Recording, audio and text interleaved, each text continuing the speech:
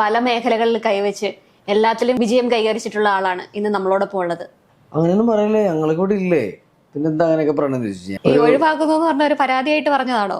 തെറ്റിപ്പോയത് ഇനിയുള്ള കാലഘട്ടത്തിൽ വളരെ ചുരുക്കമായിരിക്കുള്ളൂ. കാരണം ഇപ്പൊ 2 ആഴ്ച 3 ആഴ്ചയൊക്കെയാണ് സിനിമ ഓടുന്നത്. സിനിമ എന്ന് പറഞ്ഞ ഇൻഡസ്ട്രി അല്ല, ചാൻസ് തേടി ഞാൻ അലഞ്ഞിട്ട്, ഞാൻ എഴുതിയിട്ട് എൻ്റെ ഒരു പ്രൊഡക്റ്റായിട്ടാണ് ഞാൻ ആരുടെ അടുത്തെങ്കിലും പോയിട്ടുള്ളത്. അല്ലാണ്ട് ചേട്ടാ എനിക്കൊരു ചാൻസ് തരും അങ്ങനെ ഞാൻ ചോദിച്ചു പോയിട്ടില്ല. വ്യക്തമായ രാഷ്ട്രീയ ചിന്താഗതിയുള്ള ഒരു വ്യക്തിയാണ് ധർമ്മജൻ ബോൾഗാട്ടി. സാമൂഹ്യ പ്രവർത്തനമാണ് അതില്. അയാളൊരു പാർട്ടിയിലെ അംഗമായതിന്റെ പേരിൽ അതൊരു രാഷ്ട്രീയ പ്രവർത്തനമാവും. ഞാൻ മത്സരിക്കാൻ നിന്നപ്പോ തന്നെ ഞാൻ പറഞ്ഞായിരുന്നു, ജയിക്കാനോ തോൽക്കാനോ അല്ല, പുരുതാനായിട്ടാണ് ഞാൻ വന്നേക്കണത് എന്ന് പറഞ്ഞായിരുന്നു. അവിടെ മത്സരിച്ചതില് സുരേഷ് ഗോപി പോകുന്ന അത്തരം ആളില്ലെങ്കിലും അത്യാവശ്യം ആളും ബഹളവും ഇതൊക്കെ ഉണ്ടായിരുന്നു. ഇനി ഒരിക്കലെങ്കിലും മത്സരിക്കണം എന്ന് ആഗ്രഹമുണ്ടോ? സജീവമാവണം ഒരു അങ്ങനെ ആഗ്രഹം ഉണ്ടായിട്ടല്ല മത്സരിച്ചത്. ഇനിയും അങ്ങനത്തെ ആഗ്രഹങ്ങളൊന്നുമില്ല. ധർമ്മൂസ് ഫിഷ് ഹബ് എന്ന് പറഞ്ഞിട്ട് ജ്വല്ലറി പോലത്തൊരു മീൻകട, അതാണ് എന്റെ ഒരു കോൺസെപ്റ്റ് എന്ന് പറഞ്ഞു. കോൺഗ്രസ് പാർട്ടിയുടെ തോൽവിക്ക് കാരണം അതൊരു ചോദ്യമല്ല. ഞാനിപ്പോ പറയുമ്പോ ഇത് ഭയങ്കര വൈറലൊക്കെ ആവും. അവരവരുടെ പാർട്ടി നശിപ്പിക്കുന്ന അവരവര് തന്നെയാണ്. എന്റെ പുറത്തുനിന്ന് ഒരാൾ വന്നിട്ടല്ല പാർട്ടിനെ ചീത്തയാക്കുന്നത്.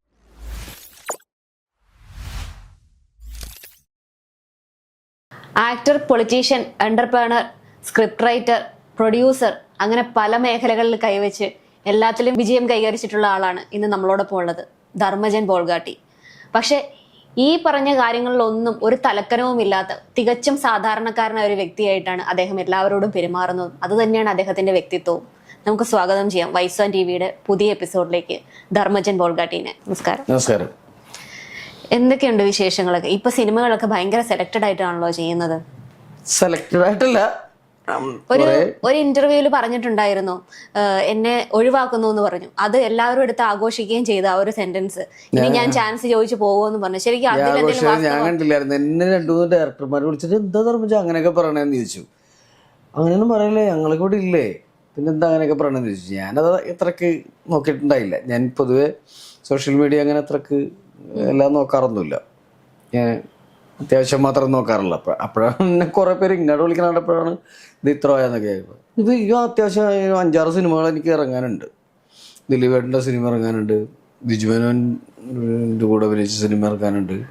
ഞാൻ സെക്കൻഡ് ഹീറോ ആയിട്ട് അഭിനയിച്ച പൊറാട്ട് നാടകം എന്ന് പറഞ്ഞ സജു കുറുപ്പാണ് അതിൽ നായകൻ.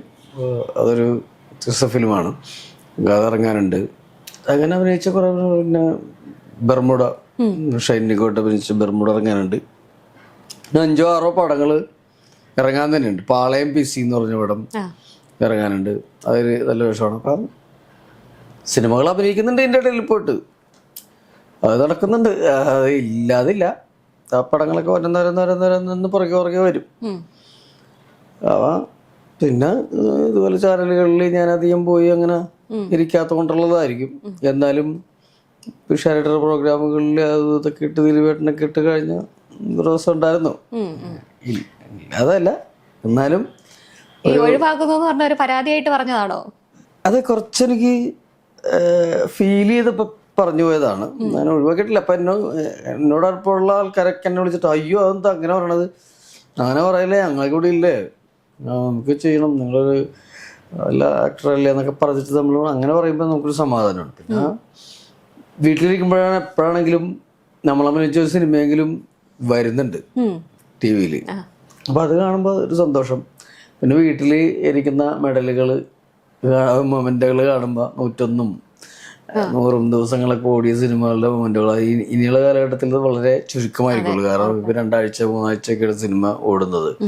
അപ്പോൾ എനിക്കൊക്കെ എൻ്റെ ഒക്കെ ഒരു കാലഘട്ടം വരെ ഇങ്ങനെ ഒരു 101 ദിവസം ഓടുന്ന സിനിമകളുടെ ഭാഗമാകാനായിട്ടൊക്കെ കഴിഞ്ഞു. അതിൻ്റെ കുറച്ച് മൊമെന്റുകൾ വീട്ടിൽ വന്നു. ഈ കുറേയൊക്കെ മൊമെന്റുകൾ വെള്ളപ്പൊക്കത്തിൽ 2018 വെള്ളപ്പൊക്കത്തിൽ പോയി. എൻ്റെ വീടൊക്കെ ഒരു നില മുങ്ങിയതാണല്ലോ. അപ്പം അങ്ങനെ കുറേയൊക്കെ പോയി. അങ്ങനെ എന്നാലും നമ്മുടെ സിനിമകളുടെ കിടത്തിയാൻ കണക്കിന് ബാക്കി വെച്ചിട്ടുണ്ടായി. അതൊക്കെ നമ്മൾ സൂക്ഷിച്ചിട്ടുണ്ട്. അതൊരു വലിയ ഭാഗ്യമാണ്. കാരണം ഞാൻ ഒരു സാധാരണ ഒരു പഞ്ചായത്തായിരുന്നു, മുളകാട് പഞ്ചായത്ത് എന്ന് പറഞ്ഞ ബോൾഗാട്ടിയിൽ. അവിടെ നിന്ന് നമ്മൾ ആ നാട്ടിൽ നിന്ന് സിനിമയിൽ വന്ന് കളം പിടിച്ച് 125 സിനിമകൾ അധികം ഞാൻ ചെയ്തു. ഇപ്പം ഞാൻ 2009 സിനിമ 2009 അവസാന കാലഘട്ടത്തിലാണ് ഞാൻ സിനിമയിൽ അഭിനയിക്കുന്നത്. 2010 സിനിമ വരുന്നത്.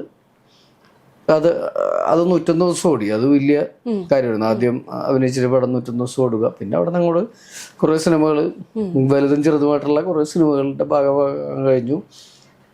മലയാളത്തിലെ എല്ലാ നായകന്മാരുടെ കൂടെ അഭിനയിക്കാനും കഴിഞ്ഞു. അത് വലിയ ഭാഗ്യമാണ്. മമ്മൂട്ടി, മോഹൻലാൽ തുടങ്ങി ഇങ്ങനെ എല്ലാവരായിട്ടും ചെറുപ്പം ഉള്ള പിള്ളേർ നായകന്മാരുടെ കൂടെയൊക്കെ അഭിനയിക്കാൻ സാധിച്ചു. അത് വലിയ ഭാഗ്യമാണ്. ഇനി പുതിയ നായകന്മാർ വന്നിട്ടാണ് ഇനി അമിത് ചക്കാലക്കൽ, ഞാൻ അവരായിട്ട് അഭിനയിച്ചിട്ടില്ല. അവൻ പുതിയ നായകനായിട്ട് അടുത്ത സിനിമകൾ 2-3 സിനിമകളുണ്ട്. ഒന്ന് ഞാൻ സെൻട്രൽ ക്യാരക്ടർ ചെയ്യുന്നൊരു സിനിമയുണ്ട്, ചക്കാലക്കലിൻ്റെ കൂടെ ഈ സിനിമയുണ്ട്. പിന്നെ വേറൊരു പാതിരാക്കള സിനിമയുണ്ട്. അങ്ങനെ സിനിമകളുണ്ട്, ഇല്ലാതിരുന്നിട്ടില്ല ഞാൻ. പക്ഷെ അങ്ങനെ തുടർച്ച ആ സെറ്റ് ഈ സെറ്റ് ചെയ്യുന്ന ഞാൻ ഒരു ദിവസം 4 പടത്തില് അങ്ങനെ ഒരു സമയം ഉണ്ടായിരുന്നു. അത് ഓടി പാഞ്ഞ് അഭിനയിച്ച് നേരം വെളുക്കണവരെ അഭിനയിച്ചിട്ട് പിന്നെ നേരം വെളുത്തിട്ട് അപ്പൊ തന്നെ അഭിനയിക്കുക. അങ്ങനെ കഷ്ടപ്പെട്ടു പോയി. പെട്ടെന്ന് തന്നെ നമ്മുടെ ഇത് തന്നെ മാറിപ്പോയി. കോഴിക്കോട് നിന്ന് ഓടി എറണാകുളത്തൊരു സ്ഥലത്ത് നിന്ന് ഒരു ഷോട്ട്, ഒരു കണ്ടിന്യൂറ്റിക്ക് വേണ്ടിയിട്ട് ഒരു ഷോട്ട് അഭിനയിക്കുക. അവിടെ നിന്ന് നേരെ മമ്മൂക്ക പ്രൊഡ്യൂസ് ചെയ്യുന്ന ഒരു പടത്തിലേക്ക് മട്ടാഞ്ചേരി പോകും. മട്ടാഞ്ചേരിയിൽ കുറെ ഓട്ടം, ഗുണ്ടകൾ ഓടിച്ചിരുന്ന ഓട്ടത്തിൽ പങ്കെടുക്കുക. അത് കഴിച്ചിട്ട് നേരെ പെരുമ്പളം എന്ന് പറഞ്ഞൊരു ദ്വീപിൽ പോവുക. അവിടെ നേരം വെളുക്കെ വരെ ആസിഫലിയുടെ അനിയൻ നായകനായ പടത്തിൽ അഭിനയിക്കുക. അവിടെ നേരം വെളുത്തിട്ട് അവര് ബോട്ടിന് ഇപ്പുറത്തേക്ക് ഒരു 5-5:30-6 മണിയാകുമ്പോൾ വിടുന്നു. നമ്മൾ നേരെ ഹോട്ടലിൽ വരുന്നു. ഹോട്ടലിൽ വന്നിട്ട് ഉച്ച റെഡിയായിട്ട് പിന്നെയും അങ്ങനെ ഒരു സമയം ഉണ്ടായിരുന്നു. പക്ഷെ അങ്ങനത്തെ അവര് എന്നെ കൊണ്ട് ഇപ്പൊ പറ്റൂല. സത്യം പറഞ്ഞ ഇപ്പം അതായത് തെറ്റിപ്പോയത് ഡേറ്റുകൾ തമ്മിൽ ക്ലാഷ് ആയതാണ്. ചില പടത്തില് മാറിപ്പോവല്ലോ, അങ്ങനെ പറ്റിയതാട്ടോ. അല്ലാണ്ട് ഒരു ദിവസം 4 പടത്തിൽ അഭിനയിക്കണമെന്ന് ആഗ്രഹിച്ചിട്ടില്ല. അതങ്ങനെ സംഭവിച്ചു പോയതാണ്. ഇപ്പോൾ സോഷ്യൽ മീഡിയയിലൊക്കെ എല്ലാവരും ആക്റ്റീവ് ആയിട്ടുള്ള സമയം, നമ്മൾ മാർക്കറ്റ് ചെയ്യണം. അപ്പം ഈ പറഞ്ഞ പോലെ ആണെങ്കിലും പകരക്കാരൊക്കെ ഒരുപാട് ഉള്ളൊരു ഇൻഡസ്ട്രിയാണ്. അങ്ങനെ കോമ്പറ്റീഷൻ മൈൻഡ് ഒന്നും തോന്നിയിട്ടില്ലേ? അതുണ്ട്. ഇപ്പെന്ന് പറഞ്ഞാല് ആൾക്കാര് സോഷ്യൽ മീഡിയയിലൂടെ സ്വയം മാർക്കറ്റ് ചെയ്യുന്നുണ്ട്. ഞാൻ ഇന്നുവരെ ശ്രമിച്ചിട്ടില്ല. എനിക്കും ഫേസ്ബുക്കും ഈ കാര്യങ്ങളും ഇതൊക്കെ ഉണ്ടെങ്കിലും ഞാൻ അതിന് ശ്രമിച്ചിട്ടില്ല. എനിക്ക് ബ്ലൂടിക്കുള്ളൊരു ഫേസ്ബുക്കും കാര്യങ്ങളൊക്കെ ഉണ്ടെങ്കിലും ഞാൻ അതിന് സ്വയം ഒരു ശ്രമം ഇന്നേവരെ നടത്തിയിട്ടില്ല. അത് ചിലപ്പോൾ തെറ്റായിരിക്കും, ശരിയായിരിക്കും. പക്ഷെ ഞാനെന്നുള്ളൊരു ആർട്ടിസ്റ്റ് ഇവിടെ ഉണ്ടെന്നുള്ളത് എല്ലാവർക്കും അറിയാം. ഇത്ര സിനിമകളുണ്ട്. ആരെങ്കിലും ടിവിയുടെ മുമ്പിലിരിക്കാൻ നേരത്ത് നമ്മുടെ ഒരു സീക്വൻസ് വരുന്നുണ്ട്. അവരറിയാം. അത് എനിക്ക് സോഷ്യൽ മീഡിയയിലൂടെ ഇനി അത് കാണിച്ചു കൊടുക്കേണ്ട കാര്യമില്ല. പുതിയ ആൾക്കാർ വരുമ്പോഴാണ് എനിക്ക് ഈ ഇത്രയും ഇതുണ്ട്, കഴിവുണ്ട് എന്ന് പറഞ്ഞ് കാണിച്ചു കൊടുക്കേണ്ട ആവശ്യം വരുന്നത്. നമ്മള് കുറച്ചൊക്കെ തെളിയിച്ചെന്ന് പറഞ്ഞാൽ നമ്മള് ഭയങ്കരമായിട്ട് തെളിയിച്ചെന്നല്ല, നമ്മള് അത്യാവശ്യം എന്തെങ്കിലുമൊക്കെ ചെയ്യും എന്ന് കാണിച്ചു കൊടുത്തിട്ടുണ്ട്. പക്ഷെ പൊതുവെ ഇങ്ങനെ ഒതുങ്ങിയിരിക്കുന്ന ഒരാളാണെന്ന് തോന്നുന്നു. മിക്കവരും തന്നെ എല്ലാ കാര്യങ്ങളും അപ്പൊ തന്നെ ഫേസ്ബുക്കിൽ ഇടുന്നു, വാട്സാപ്പിൽ. ഇതിപ്പോ രാവിലെ എണീറ്റിട്ട് എനിക്കും സിനിമാ സുഹൃത്തുക്കളുടെ അടുത്ത് പോകാം, അവരുടെ കഥകളിൽ ചർച്ചകളിൽ പങ്കാളിയാകാം, അങ്ങനെയൊക്കെ ചെയ്യാം. ഞാനത് അങ്ങനെ ചെയ്തിട്ടില്ല. ഒന്ന് വിളിക്കാത്തടുത്ത് പോണത് വലിയ മടുപ്പുള്ള കാര്യമാണ്. പിന്നെ വീട്ടിലിരിക്കുക, അല്ലാത്ത സുഹൃത്തുക്കളായിട്ട് സംസാരിക്കുക, അതൊക്കെയാണ് എൻ്റെ കൂടുതലും. ഞാൻ ചെയ്യാത്തത്, ഞാൻ സിനിമയിൽ വന്നതിന് ശേഷം സിനിമാ സൗഹൃദങ്ങൾ ഭയങ്കര, അയാൾ വിളിക്കുന്നു, രാവിലെ എണീറ്റിട്ട് ഇയാൾ വിളിക്കുന്നു, അങ്ങനത്തെ ഒരു വിളി പറച്ചിലുകളും എൻ്റെ ഭാഗത്തുനിന്ന് വളരെ കുറവാണ്. അപ്പൊ അതുകൊണ്ട് തന്നെ അവരും എന്നെ തിരിച്ചു വിളിക്കല് കുറവായിരിക്കും. പിന്നെ രാവിലെ നമ്മൾ വാട്സപ്പൊക്കെ നോക്കാൻ നേരത്തെ നമ്മുടെ കൂട്ടുകാർ കുറെ ലൈവായിട്ട് തന്നെ കുറെ കൂട്ടുകാരൊക്കെ ഉണ്ടാവും. അപ്പൊ അതൊക്കെ ഇങ്ങനെ കാണുകയുള്ളൂ. അപ്പോഴും ഞാൻ അങ്ങോട്ട് തിരിച്ച് അങ്ങനെ ഇങ്ങനെയൊന്നുമില്ല. എന്തെങ്കിലും വളരെ വേണ്ടപ്പെട്ട കാര്യങ്ങളുണ്ടെങ്കിൽ മാത്രം എൻ്റെ നടപടിയൊക്കെ ഇതിൽ ഉണ്ടാവുള്ളൂ. അല്ലെങ്കിൽ അങ്ങനെ കണ്ടുപോകുകയുള്ളൂ. ഇപ്പൊ സിനിമയില് സാധാരണ ആളുകളെക്കാൾ ഉപരി ഒരുപാട് കാലത്തെ പ്രയത്നം കൊണ്ട് ഒരുപാട് സ്റ്റെപ്പുകളായിട്ട് ഉയർന്നു വന്ന ഒരാളാണ് ചേട്ടൻ. അപ്പം ഈ സിനിമ എന്ന് പറഞ്ഞ ഇൻഡസ്ട്രി ചേട്ടന്റെ എല്ലാ സ്വപ്നങ്ങളും സഫലമാക്കി തന്നിട്ടുണ്ടോ? ഒരു പരിധി വരെയെങ്കിലും? ഒരു പരിധി വരെ അല്ല, നല്ലോണം ശരിയാക്കി തന്നിട്ടുണ്ട്. അത് ഞാനൊരു റൈറ്ററായിട്ടൊക്കെയാണ് ആരംഭിക്കുന്നത് നമ്മുടെ കാസറ്റ് കാലഘട്ടത്തിൽ. അതായത് ഓഡിയോ കാസറ്റിന്റെ കാലഘട്ടത്തിലൊക്കെയാണ് നമ്മൾ മിമിക്രി എന്ന് പറഞ്ഞു വരുന്നത്. അത് അന്ന് ഏറ്റവും ടോപ്പിൽ നിൽക്കുന്ന ആൾക്കാരാണ് നാദിർ ഷാ, ദിലീപ്, അബി എന്നൊക്കെ പറയുന്നത്. അപ്പൊ അവരുടെ കൂട്ടത്തിൽ എങ്ങനെ പോകാൻ പറ്റും? പക്ഷെ ചാൻസ് ചോദിച്ചിട്ട് പോകല് അന്നുമില്ല ഇന്നുമില്ല. അപ്പൊ എങ്ങനെ പോകാൻ പറ്റും? അപ്പോഴാണ് എഴുത്ത് എന്നുള്ള ഇത്. അപ്പൊ നമ്മൾ കോമഡികളൊക്കെ എഴുതിയിട്ട് അങ്ങനെ പോവുക, അങ്ങനെ കാസറ്റിന്റെ സ്ക്രിപ്റ്റായിട്ട് ചെല്ലുക. അങ്ങനെ ചെന്ന് ഞാൻ ചെല്ലാൻ ആഗ്രഹിച്ചൊരിടം ഞാൻ പല ഇന്റർവ്യൂവിൽ പറഞ്ഞിട്ടുള്ളതാണ്. എനിക്ക് എൻ്റെ ആഗ്രഹങ്ങൾ, അതിൽ ഏറ്റവും വലിയ ആഗ്രഹം വരുന്നത് ദേമാവേലി കുമ്പത്തെന്ന് പറഞ്ഞ കാസറ്റിൽ പങ്കെടുക്കുക, നാദിർഷ, ദിലീപ്, അബിയുടെ കൂടെ അങ്ങനെ എന്തെങ്കിലും ആവുക. ഞാൻ അതിൽ കയറി പറ്റി, അതിൽ പങ്കെടുത്തു, എഴുതാൻ കൂടെ ഇരുന്നിട്ടുണ്ട്, കാസറ്റുകളിൽ പങ്കെടുത്തിട്ടുണ്ട്. പിന്നീട് അവരുടെ തന്നെ സിനിമകളിൽ ദിലീപേട്ടൻ തന്നെ എന്നെ സിനിമയെ കൊണ്ടുവന്നു, നാദിർഷയുടെ സംവിധാനത്തിൽ അഭിനയിച്ചു, അങ്ങനെയൊക്കെ ഉണ്ടായിട്ടുണ്ട്. അബിക്കായിട്ട് ഞാൻ സ്റ്റേജ് ഷോകൾ ചെയ്തിട്ടുണ്ട്. അപ്പൊ അബിക്കൊക്കെ വന്നിട്ട് നമ്മള് എൻ്റെ നാട്ടിലേക്ക് അന്ന് ഗോശ്രീ പാലമൊന്നും ഇല്ലാത്തൊരു കാലഘട്ടത്തിൽ ഇവര് സാഗർ എന്നൊക്കെ പറഞ്ഞ ട്രൂപ്പ് ഭയങ്കര ഇതാണ്. അതിന് മുമ്പുള്ള ട്രൂപ്പുകളുണ്ട്, പരിസരമൊക്കെ ഉണ്ടെങ്കിലും അതൊക്കെ കഴിഞ്ഞിട്ട് ഒരു യൂത്ത് വിങ്ങിങ്ങാടെ നിരന്നിട്ടൊരു ഇതുണ്ടായിരുന്നു. അത് അബീക്ക, ഇരുവേട്ടൻ, ആഷിക്ക, അങ്ങനെ കുറെ ടീമിൻ്റെ ഒരു ഇതുണ്ടായിരുന്നു. അവരുടെ ഒരു ട്രൂപ്പൊക്കെ ഉണ്ടായിരുന്നു, സാഗർ എന്നൊക്കെ പറഞ്ഞു. അപ്പം നമ്മൾ മിമിക്രിക്ക് പോകാത്ത കണ്ടേക്കുന്ന വണ്ടി മെറ്റഡോർ വണ്ടിയിലൊക്കെ ഉണ്ട്. അതല്ല, അബീക അത് വലിയൊരു ആരാന്ന് ഇതൊക്കെ ഇറങ്ങിയ ടൈപ്പാണ്. ആ വണ്ടിയിലൊക്കെ സാഗർ എന്നൊക്കെ എഴുതിയിട്ട് ഇവര് പ്രോഗ്രാം മറൈൻ ഡ്രൈവിലൊക്കെ പ്രോഗ്രാം കളിക്കാൻ നേരത്ത് ഞാനും എൻ്റെ സുഹൃത്ത് സലീം ഹസൻ എന്ന് പറയുന്ന സുഹൃത്തും കൂടി പോവും. ഞങ്ങൾ സ്റ്റേജിൻ്റെ ഫ്രണ്ടിൽ നിന്ന് കാണും. ഞങ്ങൾക്ക് രാത്രി 10:10 ലാസ്റ്റ് ബോട്ടാണ്. അല്ലെങ്കിൽ പിന്നെ മറൈൻ ഡ്രൈവ് ഹൈക്കോടതി ജെട്ടി കിടന്നിട്ട് രാവിലെ 7:30 ബോട്ടുള്ളൂ തിരിച്ച് നാട്ടിലേക്ക്. അപ്പൊ സമയം നമ്മൾ കാല് ഇങ്ങനെ വെച്ചിട്ടായിരിക്കും ഇരിക്കണത്. അപ്പോഴായിരിക്കും നല്ലൊരു ഐറ്റം വരുന്നത്. അപ്പൊ അതും കൂടി കണ്ടിട്ട് ഇരുന്നിട്ട് പിന്നെ നമ്മള് പോയല്ലോ, ബോട്ടൊക്കെ പോയി. പിന്നെ ഹൈക്കോർട്ടിൽ വന്നിട്ട് അവിടെയുള്ള കടലാസും അത് കത്തിച്ച് അവിടെ ഇരുന്ന് ഒരു ഭയങ്കര കൊതുകാണ്.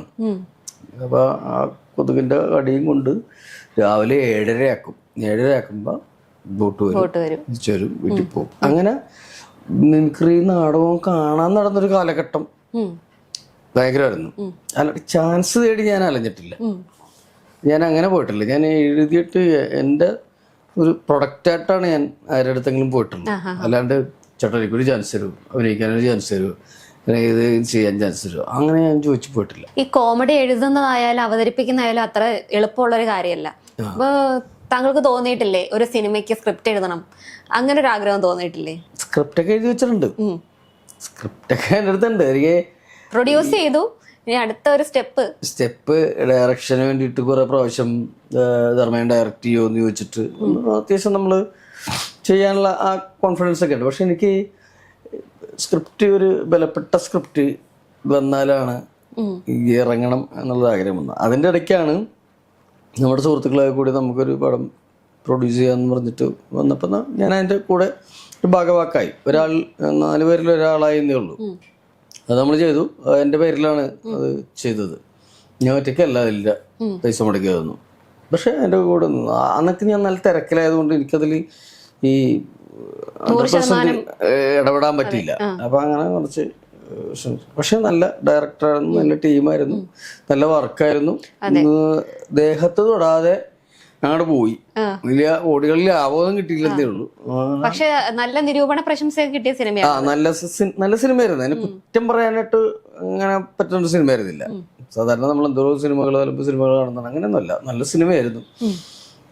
അത് അങ്ങനെ പോയി, ദൈവത്തോടാതെ പോയി. നമ്മളെ ദൈവം രക്ഷിച്ചെന്ന് പറഞ്ഞ എപ്പോഴും അങ്ങനെയൊക്കെ തന്നെയാണ്. നേരത്തെ ദിലീപേട്ടന്റെ കാര്യം പറഞ്ഞു, ദിലീപേട്ടനാണ് സിനിമയിലേക്ക് കൊണ്ടുപോകുന്നത് പറഞ്ഞു. സഹോദര തുല്യനാണെന്ന് എപ്പോഴും പറയാറുള്ള ഒരു കാര്യമാണ്. എപ്പോഴെങ്കിലും ഒരു കാര്യത്തിന് നീ ഇത് ചെയ്യരുതടാ എന്ന് എപ്പോഴെങ്കിലും എന്തെങ്കിലും ഒരു കാര്യത്തിന് പറഞ്ഞിട്ടുണ്ടോ? ഇല്ല, ഇപ്പോഴങ്ങനെ പറയില്ല. ഞാൻ അങ്ങനത്തെ ഒരു സാധനം ചെയ്തിട്ടുമില്ല. പുള്ളി പറയേണ്ടതായിട്ടല്ല, എൻ്റെ വീട്ടിൽ പറയേണ്ടതായിട്ട് പോലുള്ള സംഭവങ്ങൾ ഞാൻ ചെയ്യാറില്ല. അങ്ങനത്തെ ഒരു കാര്യം പുള്ളി ആവശ്യപ്പെട്ടിട്ടില്ല. ഞാൻ പുള്ളിനോടും അങ്ങനെ ഇങ്ങനെയൊന്നും പറയാറൊന്നുമില്ല. വല്ലപ്പോഴും എന്തെങ്കിലും ആവശ്യത്തിന് ഞാൻ അദ്ദേഹത്തിനെ വിളിച്ചതിനെക്കാട്ടിയും കൂടുതൽ അദ്ദേഹം എന്നെ വിളിച്ചിട്ടുണ്ടാവുള്ളൂ എന്തെങ്കിലും കാര്യമൊക്കെ ആയിട്ട്. അവിടെ എന്തായി വിശേഷം എന്തായി ചോദിക്കും. പിന്നെ ഈ ചടങ്ങുകളിൽ വെച്ച് കാണുമ്പോൾ ചോദിക്കും. പിന്നെ പുള്ളിയുടേതായിട്ടുള്ള എന്തെങ്കിലും മോളുടെ പിറന്നാളുടെ വിളിക്കും. അങ്ങനെയൊക്കെയുള്ള ആവശ്യങ്ങൾക്ക് വിളിക്കും. പിന്നെ എന്തെങ്കിലുമൊക്കെ ഉണ്ടെങ്കിൽ എവിടെയെങ്കിലും പെട്ടെന്ന് ഓർക്കുമ്പോൾ വിളിക്കും. അങ്ങനെയൊക്കെയാണ്. ഞാൻ ദിലീപേട്ടൻ എന്ന് പറഞ്ഞൊരു വലിയ തിരക്കുള്ള മനുഷ്യനെ ഞാനങ്ങനെ വിളിച്ച് ബുദ്ധിമുട്ടിക്കാറില്ല. അങ്ങനെ വിളിച്ചാൽ ഒരു വിളി വിളിക്കുള്ളൂ. പിന്നെ പുള്ളി തിരിച്ചു വിളിക്കട്ടെ എന്ന് വിചാരിക്കും. കൂട്ടത്തിലെന്ന എല്ലാവരുടെ നമ്പർ എനിക്കറിയാം. ദിലീപേട്ടൻ്റെ കൂട്ടത്തിലുള്ള പുള്ളിയുടെ നമ്പറാണെങ്കിലും വെങ്കിടിയുടെ നമ്പറാണെങ്കിലും എല്ലാവരുടെ നമ്പറുകളൊക്കെ എനിക്കറിയാം. പക്ഷെ ഞാൻ അമ്മാരെ വിളിച്ചിട്ട് ദിലീപേട്ടനോട് എന്താ ഒന്ന് കൊടുത്തിടാന്ന് ഞാൻ പറയാറില്ല. അല്ല, അതിൻ്റെ ഒരു ആവശ്യം വന്നാൽ ഞാൻ വിളിക്കാറുണ്ട്. വിളിക്കാറില്ല എന്നെ അങ്ങനെ അത് വേണ്ട ഇത് വേണ്ട എന്നൊന്നും പറയാറില്ല. ഇപ്പൊ എന്തെങ്കിലും അറിഞ്ഞു കഴിഞ്ഞാൽ പുള്ളി വേറെ അറിഞ്ഞു കഴിഞ്ഞാൽ തന്നെ നമ്മൾ വിളിക്കും. എന്ത് പറ്റടാ ഹോസ്പിറ്റലാന്ന് പറഞ്ഞല്ലോ എന്നൊക്കെ പറഞ്ഞ് അത് പുള്ളി വിളിച്ചോളൂ. അത് പുള്ളിയുടെ കെയറിങ് എന്ന് പറഞ്ഞാല് ഞാൻ വേറൊരു സിനിമ ഇൻഡസ്ട്രിയിൽ നിന്ന് എനിക്ക് അത്ര കെയർ ഇറങ്ങിയിട്ടില്ല. ഒരു വ്യക്തിയുടെ കയ്യിൽ നിന്ന് പിഷാരടി എന്റെ കൂടെ ഉള്ളതാണ്. എന്റെ ഒരു കെയറിങ് എപ്പോഴും ഉണ്ടാവും. അല്ലാതെ വിളിച്ചു വലിയ നടൻ പറഞ്ഞാല് ദിലീപേട്ടനാണ്. ഇപ്പം ദിലീപിന്റെ ദിലീപിന്റെ ഇഷ്യൂ എന്ന് പറഞ്ഞു കഴിഞ്ഞാൽ എല്ലാവരും കേരളം മൊത്തം മലയാളികളെല്ലാം ചർച്ച ചെയ്യുന്ന ഒരു കാര്യമാണ്. ഒരു സഹോദരൻ എന്ന നിലയിൽ ആ ഒരു വ്യക്തിയുടെ ആ ഒരു വ്യക്തിക്കുണ്ടായ ഒരു പ്രശ്നത്തെ താങ്കൾ എങ്ങനെയാണ് വിലയിരുത്തുന്നത്? ഇന്ന് നമ്മൾ കുറെ ചർച്ച ചെയ്ത കാര്യങ്ങളാണ്. ഇപ്പൊ എന്റെ ഒരു ചേട്ടൻ അല്പം ഷെറിൻ തന്നെ അങ്ങനെ ചെയ്യുന്നില്ല, അങ്ങനെ ചെയ്യില്ല എന്നാ എന്റെ വിശ്വാസം. ആ വിശ്വാസമാണ് എന്നെ പുറപ്പിക്കുന്നത്. അത് ചെയ്യാൻ വഴിയില്ലാത്ത ഒരാളാണ്. അങ്ങനെ ഒരുപാട് പേരെ ഹെൽപ്പ് ചെയ്യുന്ന ഒരാൾക്ക് അങ്ങനെ ചെയ്യില്ല. ഇത് ഞാൻ പല സ്ഥലത്തും പറഞ്ഞിട്ടുള്ളതാണ്. ഇപ്പം അങ്ങനെയാണെങ്കിൽ തന്നെ ആ ഒരു പെൺകുട്ടി അവര് നമ്മുടെ സഹപ്രവർത്തകയായിരുന്ന ഒരാളാണ്. അവർക്ക് വേണ്ടി അവരുടെ ഒരു നീതിക്ക് വേണ്ടിയിട്ട് നിലകൊള്ളണം എന്ന് തോന്നിയിട്ടില്ലേ? ഞങ്ങൾ ഒരുമിച്ച് 2010 അമേരിക്കൻ ഷോയ്ക്ക് പോയിട്ടുള്ള ആൾക്കാരാണ്. ഇതൊക്കെ ഒരുമിച്ച് ഞങ്ങൾ ഒരുമിച്ച് അമേരിക്കയിൽ ഉണ്ടായിരുന്നതാണ്. അന്ന് വളരെ സൗഹൃദമായിട്ട് പോയ ആൾക്കാരാണ്. എല്ലാവർക്കും നീതി കിട്ടണം. അതായത് ഒരാളെ തെറ്റ് കാണിച്ചിട്ടുണ്ടെങ്കിൽ അത് തെറ്റാണ്. നീതി കിട്ടേണ്ടവർക്ക് നീതി കിട്ടണം. അത് നമ്മൾ ആഗ്രഹിച്ചിട്ടുണ്ട്. ഇപ്പൊ ആ കുട്ടിയാണെങ്കിലും ജനായിട്ട് ഭയങ്കര ഫ്രണ്ട്ഷിപ്പുള്ള ഒരു 40-45 ദിവസം ഞങ്ങൾ ഒരുമിച്ച് നടന്നതല്ലേ, ഇന്ന് കുറിച്ചൊക്കെ നടന്നതല്ലേ. അപ്പൊ ആ ഒരു സ്നേഹമൊക്കെ ഉണ്ട്. ആരോഗ്യമായിട്ടൊക്കെ ഉണ്ട്. ആർക്കും ഉണ്ട്. എപ്പോഴും വിളിയും പറിച്ചിട്ടില്ലെന്നേ ഉള്ളൂ. നീതി കിട്ടാൻ നമ്മുടെ ഒരു പ്രാർത്ഥനയും കൂടി ഉണ്ട്. വ്യക്തമായ രാഷ്ട്രീയ ചിന്താഗതിയുള്ള ഒരു വ്യക്തിയാണ് ധർമ്മജൻ ബോൾഗാട്ടി. രാഷ്ട്രീയത്തെ പറ്റി താങ്കളുടെ കാഴ്ചപ്പാട് എന്താണ്? രാഷ്ട്രീയം ഒരിക്കലും ഒരു ജോലിയല്ല, സേവനമാണ്. അതിനുവേണ്ടി നിലകൊള്ളുക. ജനങ്ങൾക്ക് വേണ്ടിയാണ് നമ്മൾ ഒരു പ്രതിനിധിയാവുന്നത്, അല്ലെങ്കിൽ ഒരു സമൂഹത്തിൽ ഇറങ്ങുന്നത്, രാഷ്ട്രീയ പ്രതിനിധി ഇറങ്ങുന്നത്. അതിനെ നമുക്ക് എന്താ പറയണത്, അതിനൊരു ജോലിയായിട്ടല്ല കാണേണ്ടത്, സേവനമായിട്ടാണ്. അങ്ങനെ കുറെ ആളുകൾ ഉള്ളതുകൊണ്ടാണ് കുറെ പാവപ്പെട്ടവർക്ക് ഇവിടെ കുറെ നല്ല കാര്യങ്ങൾ ചെയ്തു കൊടുക്കാൻ സാധിക്കുന്നത്. ഇപ്പൊ ഷെറിനൊരു റേഷൻ കാർഡ് വേണമെന്ന് പറഞ്ഞു കഴിഞ്ഞാൽ പെട്ടെന്ന് ചിലപ്പോൾ ഇപ്പൊക്കെ അക്ഷയയിൽ പോയി കഴിഞ്ഞാൽ അങ്ങനെ ചെയ്തു കൊടുത്ത് ഇങ്ങനെ ചെയ്യാനുണ്ടാവും. ഒരു പാവപ്പെട്ട ഒരു വല്യമ്മ വന്നിട്ട് റേഷൻ കാർഡ് വേണമെന്ന് പറഞ്ഞാൽ അടുത്തുള്ളവർ ഏതെങ്കിലും രാഷ്ട്രീയ പാർട്ടിക്കാർ, ഇതിപ്പോ ഇന്നതൊന്നുമില്ല, കമ്മ്യൂണിസ്റ്റ് പാർട്ടിക്കാരനോ കോൺഗ്രസ് പാർട്ടിക്കാരനോ BJP ആരായിക്കോട്ടെ, അങ്ങനെ വന്ന് കണ്ടിട്ട് മോനെ എനിക്കൊരു റേഷൻ കാർഡ് റെഡിയാക്കി തന്നോടാന്ന് പറഞ്ഞു കഴിഞ്ഞാൽ അയാൾ അതിനുവേണ്ടി എടുക്കുന്ന ഒരു ദൗത്യമുണ്ട്. ചിലപ്പോൾ ഒരു പകുതി ദിവസത്തെ ദൗത്യമായിരിക്കും, ചിലപ്പോൾ 2 മണിക്കൂറത്തെ ദൗത്യമായിരിക്കും. പക്ഷെ അതൊരു നല്ല സാമൂഹ്യ പ്രവർത്തനമാണ്. അതിൽ അയാളൊരു പാർട്ടിയിൽ അംഗമായതിൻ്റെ പേരിൽ അതൊരു രാഷ്ട്രീയ പ്രവർത്തനമാവും. അതല്ലെങ്കിൽ അയാൾക്ക് രാഷ്ട്രീയം ഇല്ലെങ്കിൽ സാമൂഹ്യ പ്രവർത്തനത്തിലുണ്ട്. ഇത് രണ്ടും ഒന്ന് തന്നെയാണ്. ചെയ്യുമ്പോൾ ഒരാള് ഇന്ന സ്ഥലത്തു നിന്ന് വന്ന ആളാണ് എന്നത് മാത്രമായി പോകുള്ളൂ. ഞാനും ഒരു നിയമസഭാ ഇലക്ഷന് നിന്ന് മത്സരിച്ച ആളാണ്. അപ്പൊ ഞാൻ അന്നും പറയുമായിരുന്നു, എന്റെ ജോലി സിനിമയും മിമിക്രിയൊക്കെയാണ്, എന്റെ ജോലിയല്ല രാഷ്ട്രീയം. ഒരു സേവന മാർഗമാണ്. നമുക്ക് എന്തെങ്കിലും ജനങ്ങൾക്ക് വേണ്ടി ചെയ്യാൻ പറ്റും. അതിപ്പോ MLA ഇല്ലെങ്കിലും അല്ലെങ്കിലും ഒക്കെ ഞാൻ ചെയ്യുന്നുണ്ട്. ഇപ്പൊ നമ്മൾ എല്ലാവരും ചെയ്യുന്ന കാര്യങ്ങളാണ്. അത് പ്രത്യേകിച്ച് അതിന് ഒരു സ്ഥാനം കിട്ടണമെന്നില്ല. നമുക്ക് ചെയ്യാൻ പറ്റുന്ന കാര്യങ്ങൾ നമുക്കിപ്പോൾ പരിചയമുള്ളൊരു MLA വിളിച്ചിട്ട് അവർക്ക് വേണ്ടി പറയാമല്ല, അതെ. ഇന്നൊരു കാര്യമുണ്ട്, നമ്മുടെ ഒരാള് ഇവിടെ വരും, ചെയ്തു കൊടുക്കണം, നമുക്ക് പറയാമല്ലോ. അങ്ങനെ കേരളത്തിലെ ഒരുപാട് എംഎൽഎമാരായിട്ട് നമുക്ക് പരിചയമുണ്ടല്ലോ. അതിപ്പോ എനിക്ക് അങ്ങനെ കോൺഗ്രസ് നിന്നില്ല, കമ്മ്യൂണിസ്റ്റ് നിന്നില്ല, BJP നിന്നില്ലാത്ത പരിചയങ്ങളൊക്കെ ഉണ്ട്. അപ്പം നമ്മളങ്ങനെ പാർട്ടി നോക്കിയിട്ടല്ല ഒരു കാര്യത്തിന് വിടുമ്പോൾ ആര് വിചാരിച്ചാൽ ആ കാര്യം നടക്കും, ആ കാര്യത്തിന് നമ്മൾ അയാളെ സമീപിക്കുന്നു, അദ്ദേഹം അത് ചെയ്തു കൊടുക്കുന്നു എന്നുള്ളതാണ്. നിയമസഭാ സീറ്റിലേക്ക് മത്സരിച്ചു ബാലുശ്ശേരിയിൽ നിന്ന്. അപ്പൊ അവിടെ പാർട്ടി വെച്ച് നീട്ടിയ ഒരു സീറ്റായിരുന്നു അത്. അത് മാത്രമല്ല ഇടതുപക്ഷത്തിന് കുറച്ച് പ്രാതിനിധ്യം കൂടുതലുള്ള ഒരു സ്ഥലമാണ്.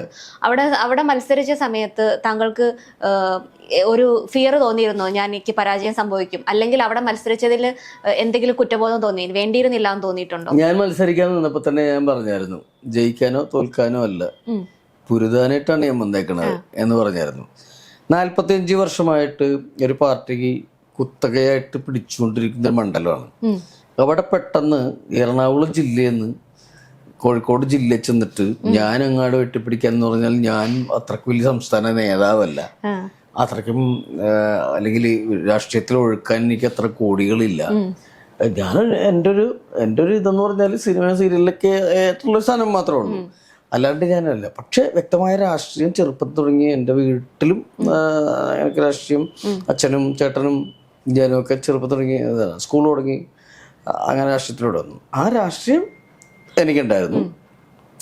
അത്യാവശ്യം എന്തെങ്കിലും പ്രസംഗിക്കാനും പിടിക്കാനൊക്കെ എന്നെ കൊണ്ട് പറ്റുമായിരുന്നു. അല്ലാണ്ട് എനിക്ക് കോടികൾ ചിലവാക്കി എല്ലാവരും വീട്ടിൽ കൊണ്ട് വാച്ച് കൊടുക്കാനോ കിറ്റ് കൊടുക്കാനോ ഒന്നും പറ്റൊന്നുമില്ലായിരുന്നു. ഞാൻ നിന്നു.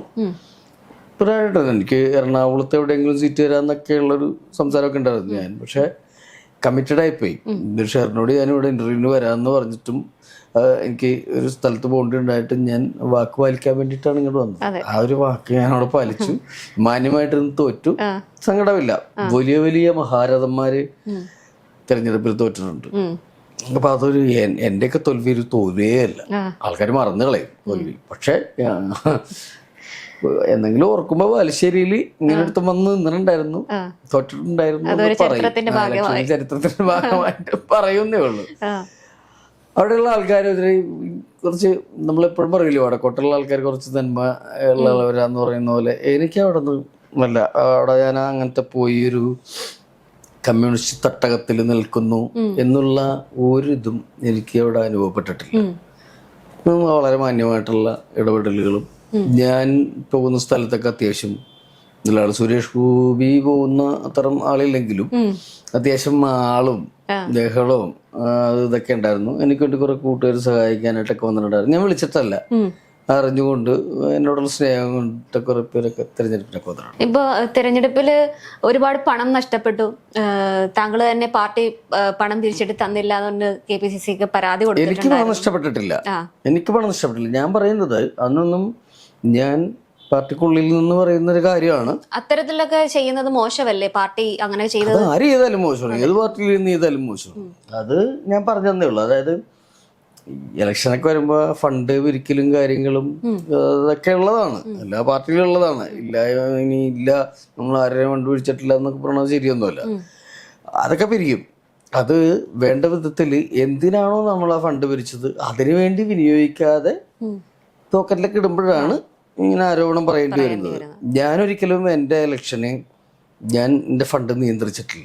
ഒരു സെൻട്രൽ കമ്മിറ്റി ഏറ്റെടുത്ത് അവരാണ് എൻ്റെ ഫണ്ടൊക്കെ വിനിയോഗിച്ചത്. ഞാൻ ഒരിക്കലും പോക്കറ്റിൽ നിന്ന് എടുത്തിട്ട് ഫണ്ട് വിനിയോഗിച്ചിട്ടില്ല. അതുകൊണ്ട് തന്നെ എനിക്ക് തെരഞ്ഞെടുപ്പിൽ സാമ്പത്തിക നഷ്ടമൊന്നും എനിക്ക് വന്നിട്ടില്ല. പാർട്ടി സഹായിച്ച പൈസ കൊണ്ടാണ് ഞാൻ നിന്നത്. സീറ്റ് അങ്ങനെ വന്നൊന്നും പോലും എനിക്കറിയാൻ പാടില്ല സീറ്റ് തന്നത്. അപ്പോൾ ഒരു ജയിക്കുന്ന സീറ്റിന് വേണ്ടിയൊക്കെ എല്ലാ പാർട്ടിയിലും മത്സരം നടക്കാറുണ്ട്. നിന്നാൽ ജയിക്കുന്നൊരു മണ്ഡലത്തിന് വേണ്ടിയൊക്കെ ഭയങ്കര മത്സരം നടക്കാറും അതൊക്കെ ഉണ്ടാകാറുണ്ട്, ഇല്ല എന്ന് ഞാൻ പറയുന്നില്ല. പക്ഷെ ഞാനങ്ങനെ വിചാരിച്ചിട്ടുമില്ല. എനിക്കങ്ങനെ വലിയ MLA ആണോന്നുള്ള മോഹം ഉണ്ടായിട്ടൊന്നുമല്ല. നിന്നു എന്നേ ഉള്ളൂ. എനിക്കറിയാം, ഞാൻ വ്യക്തമായിട്ട് രാഷ്ട്രീയം ഉള്ളതുകൊണ്ട് എനിക്കറിയാം.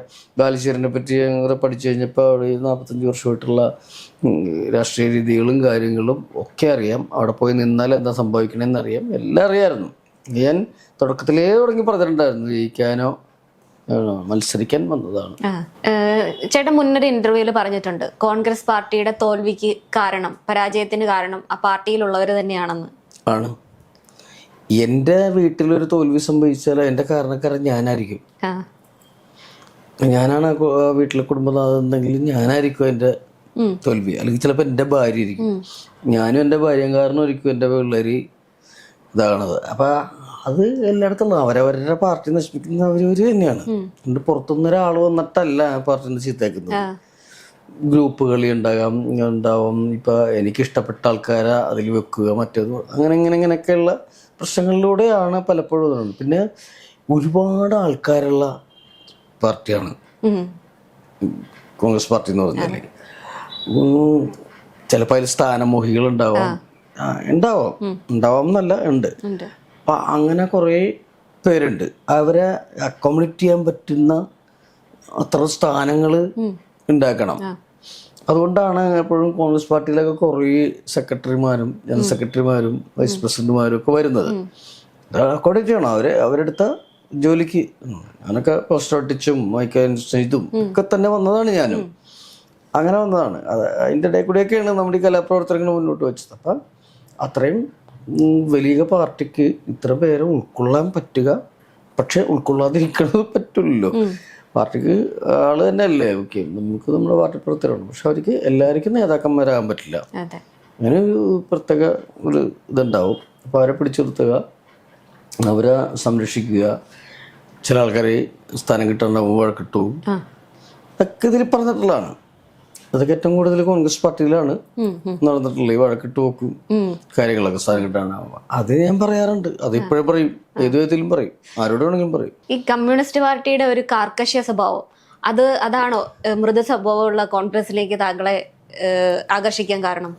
ഞാനിക്ക് ഓർമ്മ വെക്കുമ്പോൾ തുടങ്ങി അച്ഛൻ മണ്ഡലം കോൺഗ്രസ് ജനറൽ സെക്രട്ടറി, പ്രസിഡന്റ്, അങ്ങനെയൊക്കെ.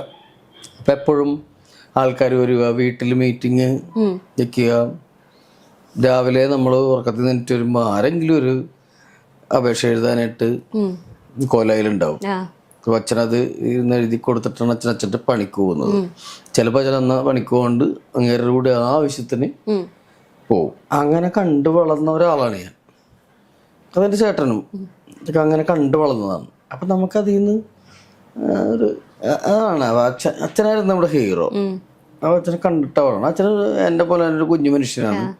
അത്യാവശ്യം വായിക്കാനും എഴുതാനും അത്യാവശ്യം ഇംഗ്ലീഷൊക്കെ അറിയാവുന്നതല്ലാതെ നന്നായിട്ട് അപേക്ഷകളൊക്കെ എഴുതും. ഒരു കാര്യത്തിന് പോയാൽ സംസാരിക്കാനായിട്ട് കണക്ഷൻസ് ഒക്കെ ഉണ്ട്. അങ്ങനെ പോകായിരുന്നു. എന്നാൽ ഒരു സാധാരണ പണിക്കാരനുമായിരുന്നു, കൃഷിപ്പണിക്കാരനായിരുന്നു. പക്ഷെ അച്ഛൻ വെള്ളമുണ്ടും ഷർട്ടൊക്കെ ഇട്ടിട്ട് അങ്ങേരുടെ പുറകെ അങ്ങേർക്ക് ചായ മേടിച്ച് അങ്ങേരുടെ കാര്യം നടത്തി കൊടുത്തിട്ട് വീട്ടിൽ വരുന്ന ഒരു പ്രവർത്തകനായിരുന്നു. അപ്പം അത് കണ്ടിട്ടാണ് നമ്മൾ പഠിച്ചത്. പിന്നെ അച്ഛൻ്റെ കുറേ സത്യസന്ധതയും കാര്യങ്ങളൊക്കെ നമ്മളെ ഭയങ്കരമായിട്ട് ആകർഷിച്ചിട്ടുണ്ട്. അച്ഛൻ അതൊക്കെ വളരെ കൃത്യമായിരുന്നു. അപ്പം അച്ഛൻ നമ്മുടെ ഹീറോ ആയിരുന്നു. അതാണ് കോൺഗ്രസിലേക്ക് വരാനായിട്ട്. മൃദു സമീപനമൊന്നുമില്ല. വേണമെങ്കിൽ എനിക്ക് സ്കൂൾ കാലഘട്ടത്തിലോ കോളേജ് കാലഘട്ടത്തിലോ വേണമെങ്കിൽ മാറി വന്ന് സഭയൊക്കെ പിടിക്കായിരുന്നു. പലരും നിർബന്ധിച്ചിട്ടൊക്കെ ഉണ്ട്, സഭയിലേക്ക് പോകാന്നൊക്കെ പറഞ്ഞിട്ട് വിളിച്ചിട്ടൊക്കെ ഉണ്ട്.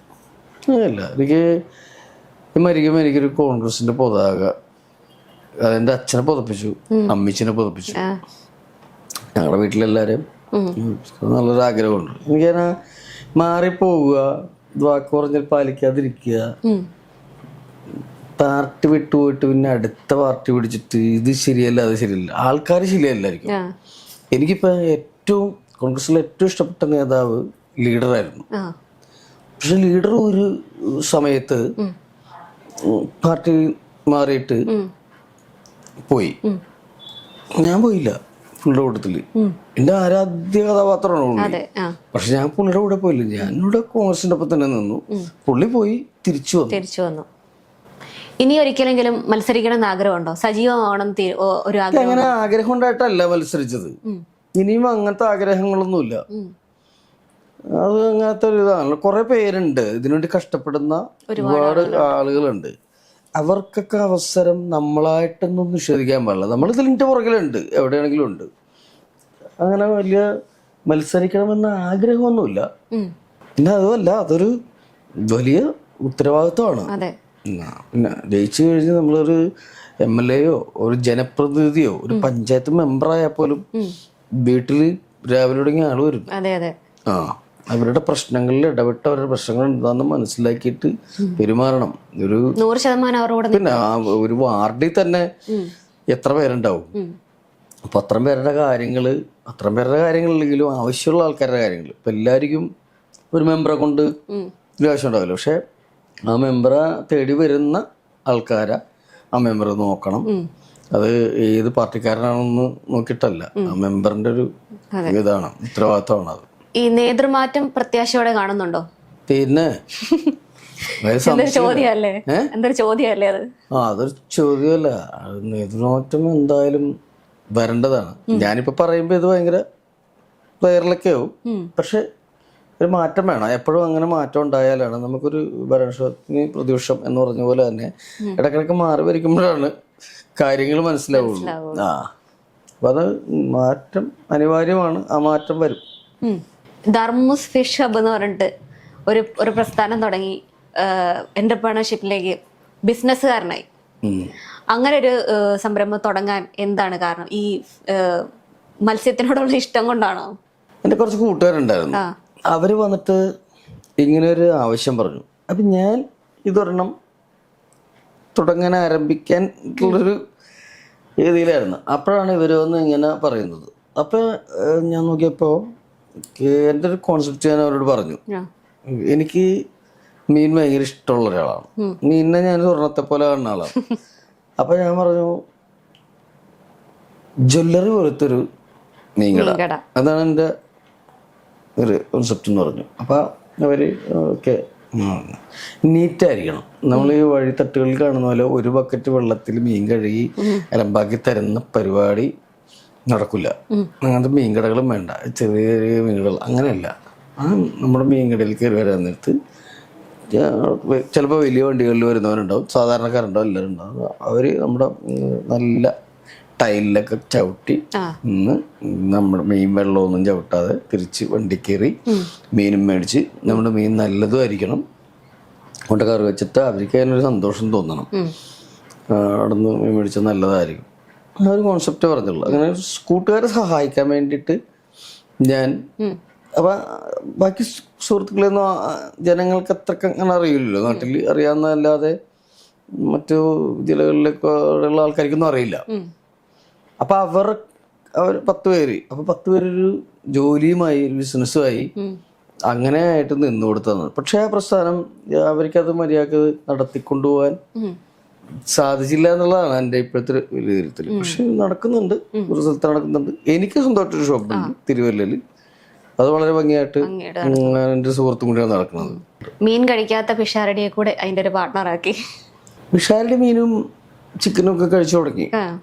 കുറെ നാൾ കഴിക്കില്ലായിരുന്നു.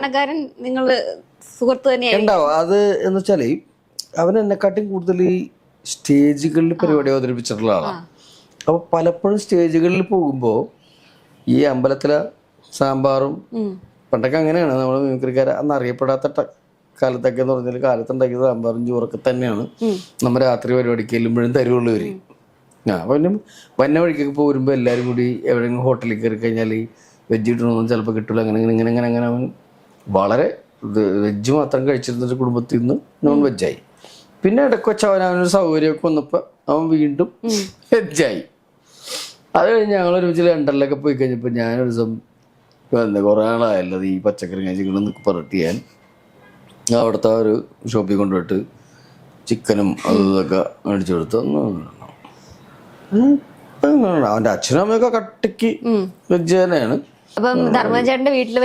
മാത്രമല്ല ചിലപ്പോഴൊക്കെ നമ്മള് ഫ്ലൈറ്റിന് പോകാൻ നേരത്ത് വെജ് നമ്മൾ ബുക്ക് ചെയ്യണം ടിക്കറ്റിന്റെ കൂടെ. അല്ലെങ്കിൽ ചിലപ്പോ ആ ഫ്ലൈറ്റിൽ കയറിയിരിക്കണ കുറച്ചൊരു വെജ് ഉണ്ടെങ്കിൽ അവർക്ക് മാത്രമേ തികയുള്ളൂ ബുക്ക് ചെയ്തേക്കണവർക്ക്. അപ്പോഴായിരിക്കും ഞാനും കൂടി ഒരു സീറ്റിൽ ഇരിക്കണമെങ്കിൽ എനിക്ക് കൊണ്ടുവന്ന് ഫുഡൊക്കെ തരാൻ നേരത്ത് ഇവന് ഫുഡും ഇല്ല, ഒന്നുമില്ല, വെജ് തീർന്നു പോയി സാറേ എന്നൊക്കെ പറയുമ്പോ പ്രശ്നമാണ്. ഞാനങ്ങനെ ഇവന്റെ അടുത്തിരുന്നിട്ട് ഇവൻ പട്ടിണി കിടക്കുമ്പോൾ ഞാനങ്ങനെ തിന്നുമെന്ന് ആലോചിച്ചിട്ട് ഞാൻ ആലോചിച്ച് പോയ സമയങ്ങളുണ്ട്. അപ്പൊ അവൻ എന്തെങ്കിലുമൊക്കെ ബിസ്ക്കറ്റൊക്കെ മേടിച്ച് അഡ്ജസ്റ്റ് ചെയ്ത് അങ്ങനെ ചെയ്യും. അപ്പൊ ഞാനിവിടെ ഇരുന്നിട്ട് അവന്റെ മുമ്പിൽ ഇരുന്നിട്ട് ഇത് കഴിക്കേണ്ടി വരും. അങ്ങനെയൊക്കെ മനസ്സിലായിട്ട് ഒരു കാലഘട്ടം വരെ കഴിച്ചാൽ പ്രശ്നമാണോ എന്ന് ചോദിച്ചാൽ ആദ്യമൊക്കെ എന്നോട് പറയുമായിരുന്നു, നീ ഈ ജന്തുക്കളെയൊക്കെ കൊന്നതിനാണോ നിന്നെയൊക്കെ എന്താ ചെയ്യേണ്ടത് എന്നൊക്കെ ചോദിക്കുമായിരുന്നു. അപ്പൊ ഞാൻ പറയുന്നത് നീ എന്ന് ഈ ലോകത്തുള്ള ആൾക്കാരെയൊക്കെ പിടിച്ചു കൊല്ലേണ്ടി വരുമല്ലോ. അങ്ങനെ ഉണ്ടായിട്ടുണ്ട്. എന്ത് രസമാണ് നിങ്ങളുടെ ഫ്രണ്ട്ഷിപ്പ്. എപ്പോഴെങ്കിലും നേരത്തെ പറഞ്ഞിട്ടുണ്ടായിരുന്നു, എൻ്റെ അച്ഛൻ കഴിഞ്ഞ എനിക്ക് ഏറ്റവും പേടി പിഷാരടീനെയാണ്. ഭയങ്കര ആ ഒരു ബോണ്ടിങ്ങിനെ പറ്റി ഒന്ന് പറയാമോ? എപ്പോഴെങ്കിലും എന്തെങ്കിലും ഒരു കാര്യത്തിൽ അഭിപ്രായ വ്യത്യാസം ഉണ്ടായിട്ടുണ്ടോ? അല്ല, കൂടുതലും എൻ്റെ ഭാഗത്തു നിന്നാണ് എന്തെങ്കിലും തെറ്റുകൾ വരാറ്, എന്തെങ്കിലുമായിട്ട് വരാറ്. ചിലപ്പോൾ കൃത്യസമയത്ത് എത്തിച്ചേരാതിരിക്കുക, അല്ലെങ്കിൽ കിടന്നുറങ്ങി കളയുക, ഇങ്ങനെയൊക്കെ കുറെ പ്രശ്നങ്ങൾ ഉണ്ടാകുമ്പോൾ വലിയ വലിയ തെറ്റുകളൊന്നുമല്ല, കുഞ്ഞു പ്രശ്നങ്ങളാണ്. പക്ഷെ ഭയങ്കര ഉത്തരവാദിത്തമുള്ള ഇതാണ്. ഇത്ര മണിക്ക് പരിപാടിക്ക് പോവുക, ഇത്ര മണിക്ക് അവനതൊക്കെ ഭയങ്കര ഇതാണ്. നീ ഇത്ര മണിക്ക് വൈറ്റിലേല് 1 മണിക്ക് വന്നോന്ന് പറഞ്ഞാൽ അവനൊരു 10 മിനിറ്റ് മുമ്പ് വരും. അങ്ങനെയൊക്കെ ഉണ്ട്. അതൊക്കെ ഞാൻ അവനിൽ നിന്നാണ്. എൻ്റെ അച്ഛൻ കറക്റ്റ് ആയിരുന്നു അതേപോലെ. നാട്ടിൽ ജനിച്ചെങ്കിലും ഞാൻ ഇതൊക്കെ വിട്ടുപോയി എൻ്റെ കയ്യിൽ. പിന്നെ ഞാനതൊക്കെ പഠിക്കുന്നത് അവൻ്റെ കയ്യിൽ നിന്നാണ്. കാരണം അവനതൊക്കെ ഭയങ്കര നിർബന്ധമാണ്. എന്ന് വെച്ചാൽ അവൻ വൈകിട്ടില്ലാതൊന്നുമില്ല, അവനും പല സ്ഥലത്ത് വൈകിട്ടൊക്കെ ഉണ്ട്. അതൊക്കെ മനുഷ്യന്റെ പ്രശ്നങ്ങൾ കൊണ്ട് സംഭവിക്കുന്നതാണ്. പക്ഷെ അവനതൊക്കെ ഭയങ്കര നിർബന്ധമാണ്. പിന്നെ ഭയങ്കര ഓഫീസ് വർക്കാണ് പുള്ളി. ഒരു കാര്യങ്ങളിലൊക്കെ ഭയങ്കര ഓഫീസ് വർക്കൊക്കെ ഭയങ്കര തന്നെത്താന. അത് അവിടെ ചെയ്യണം, ഇത്ര ചെയ്യണം, പിന്നെ ഇത്ര മണിക്ക് ഇയാളെ വിളിക്കണം, അത് വിളിക്കണം. ഇപ്പൊ നമ്മുടെ കൂട്ടുകാർക്ക് ഒരു പ്രശ്നം വരുമ്പോഴൊക്കെ വിളിക്കുമല്ലോ. എന്തെങ്കിലും പ്രശ്നം വന്ന് വിളിച്ചു കഴിഞ്ഞാൽ നമ്മൾ ആ കൂട്ടുകാരനെ വിളിക്കാൻ നേരത്തെ കുറച്ച് മുമ്പ് പിഷാരടി വിളിച്ചിട്ടുണ്ടായി എന്ന് പറയും. അപ്പൊ നമ്മളെക്കാട്ടി ഒരു 10 മിനിറ്റ് മുമ്പെയാണ് പുള്ളി എല്ലാ കാര്യത്തിലും. അപ്പൊ അതുകൊണ്ട് അവനെനിക്ക് അച്ഛനെക്കാട്ടി പേടി എന്നുള്ളതിൽ പറഞ്ഞത് എന്നെക്കാട്ടി ഒരു 3-4 ദിവസം ഇളയതാണ് അവൻ. പക്ഷെ അവനോടുള്ളൊരു പേടി എന്നുള്ള അതിനെ എന്താ വാക്ക് പറയാന്ന് പറയത്തില്ല. പക്ഷെ എന്നാലും അങ്ങനെയാണ്. ഒരാളെ കണ്ടില്ലെങ്കിൽ മറ്റേ ആളോട് അന്വേഷിക്കും. അതോടെ പോയാലും എന്നെ കാണുമ്പോൾ അവനെ പറ്റി അന്വേഷിക്കും, അവനെ കാണുമ്പോൾ എന്നെ പറ്റി അന്വേഷിക്കും. എന്നെ കിട്ടാണ്ടാവുമ്പോൾ അവൻ എന്നെ വിളിക്കും, അവനെ കിട്ടാണ്ടാവുമ്പോൾ ഞാൻ അവനെ വിളിക്കും. ഇപ്പൊ സ്റ്റേജ് ഷോകള് വളരെ കുറവായല്ലോ. ഞങ്ങൾ ഒരുമിച്ചുള്ള സ്റ്റേജ് ഷോകളൊക്കെ ഭയങ്കര കുറവാണ്. വലിയ ഷോകളും അങ്ങനത്തെ ഷോകൾക്കൊക്കെയാണ് പിന്നെ ഒരുമിച്ച് പോകുന്നത്. 10-20 വർഷമായിട്ട് തുടരുന്ന ഒരു ബന്ധമാണ്. എപ്പോഴും അങ്ങനെയൊക്കെയുള്ള ഒരു ബന്ധമുണ്ട്. അത് തന്നെ സാജൻ പിള്ളരുത്തി ഞങ്ങളെ നിന്ന് വിട്ടുപോയത്, ഞങ്ങളുടെ കൂടെ ഉണ്ടായിരുന്ന 10-20 വർഷമായിട്ട് കൂടെ ഉണ്ടായിരുന്ന സുബിയാണ്.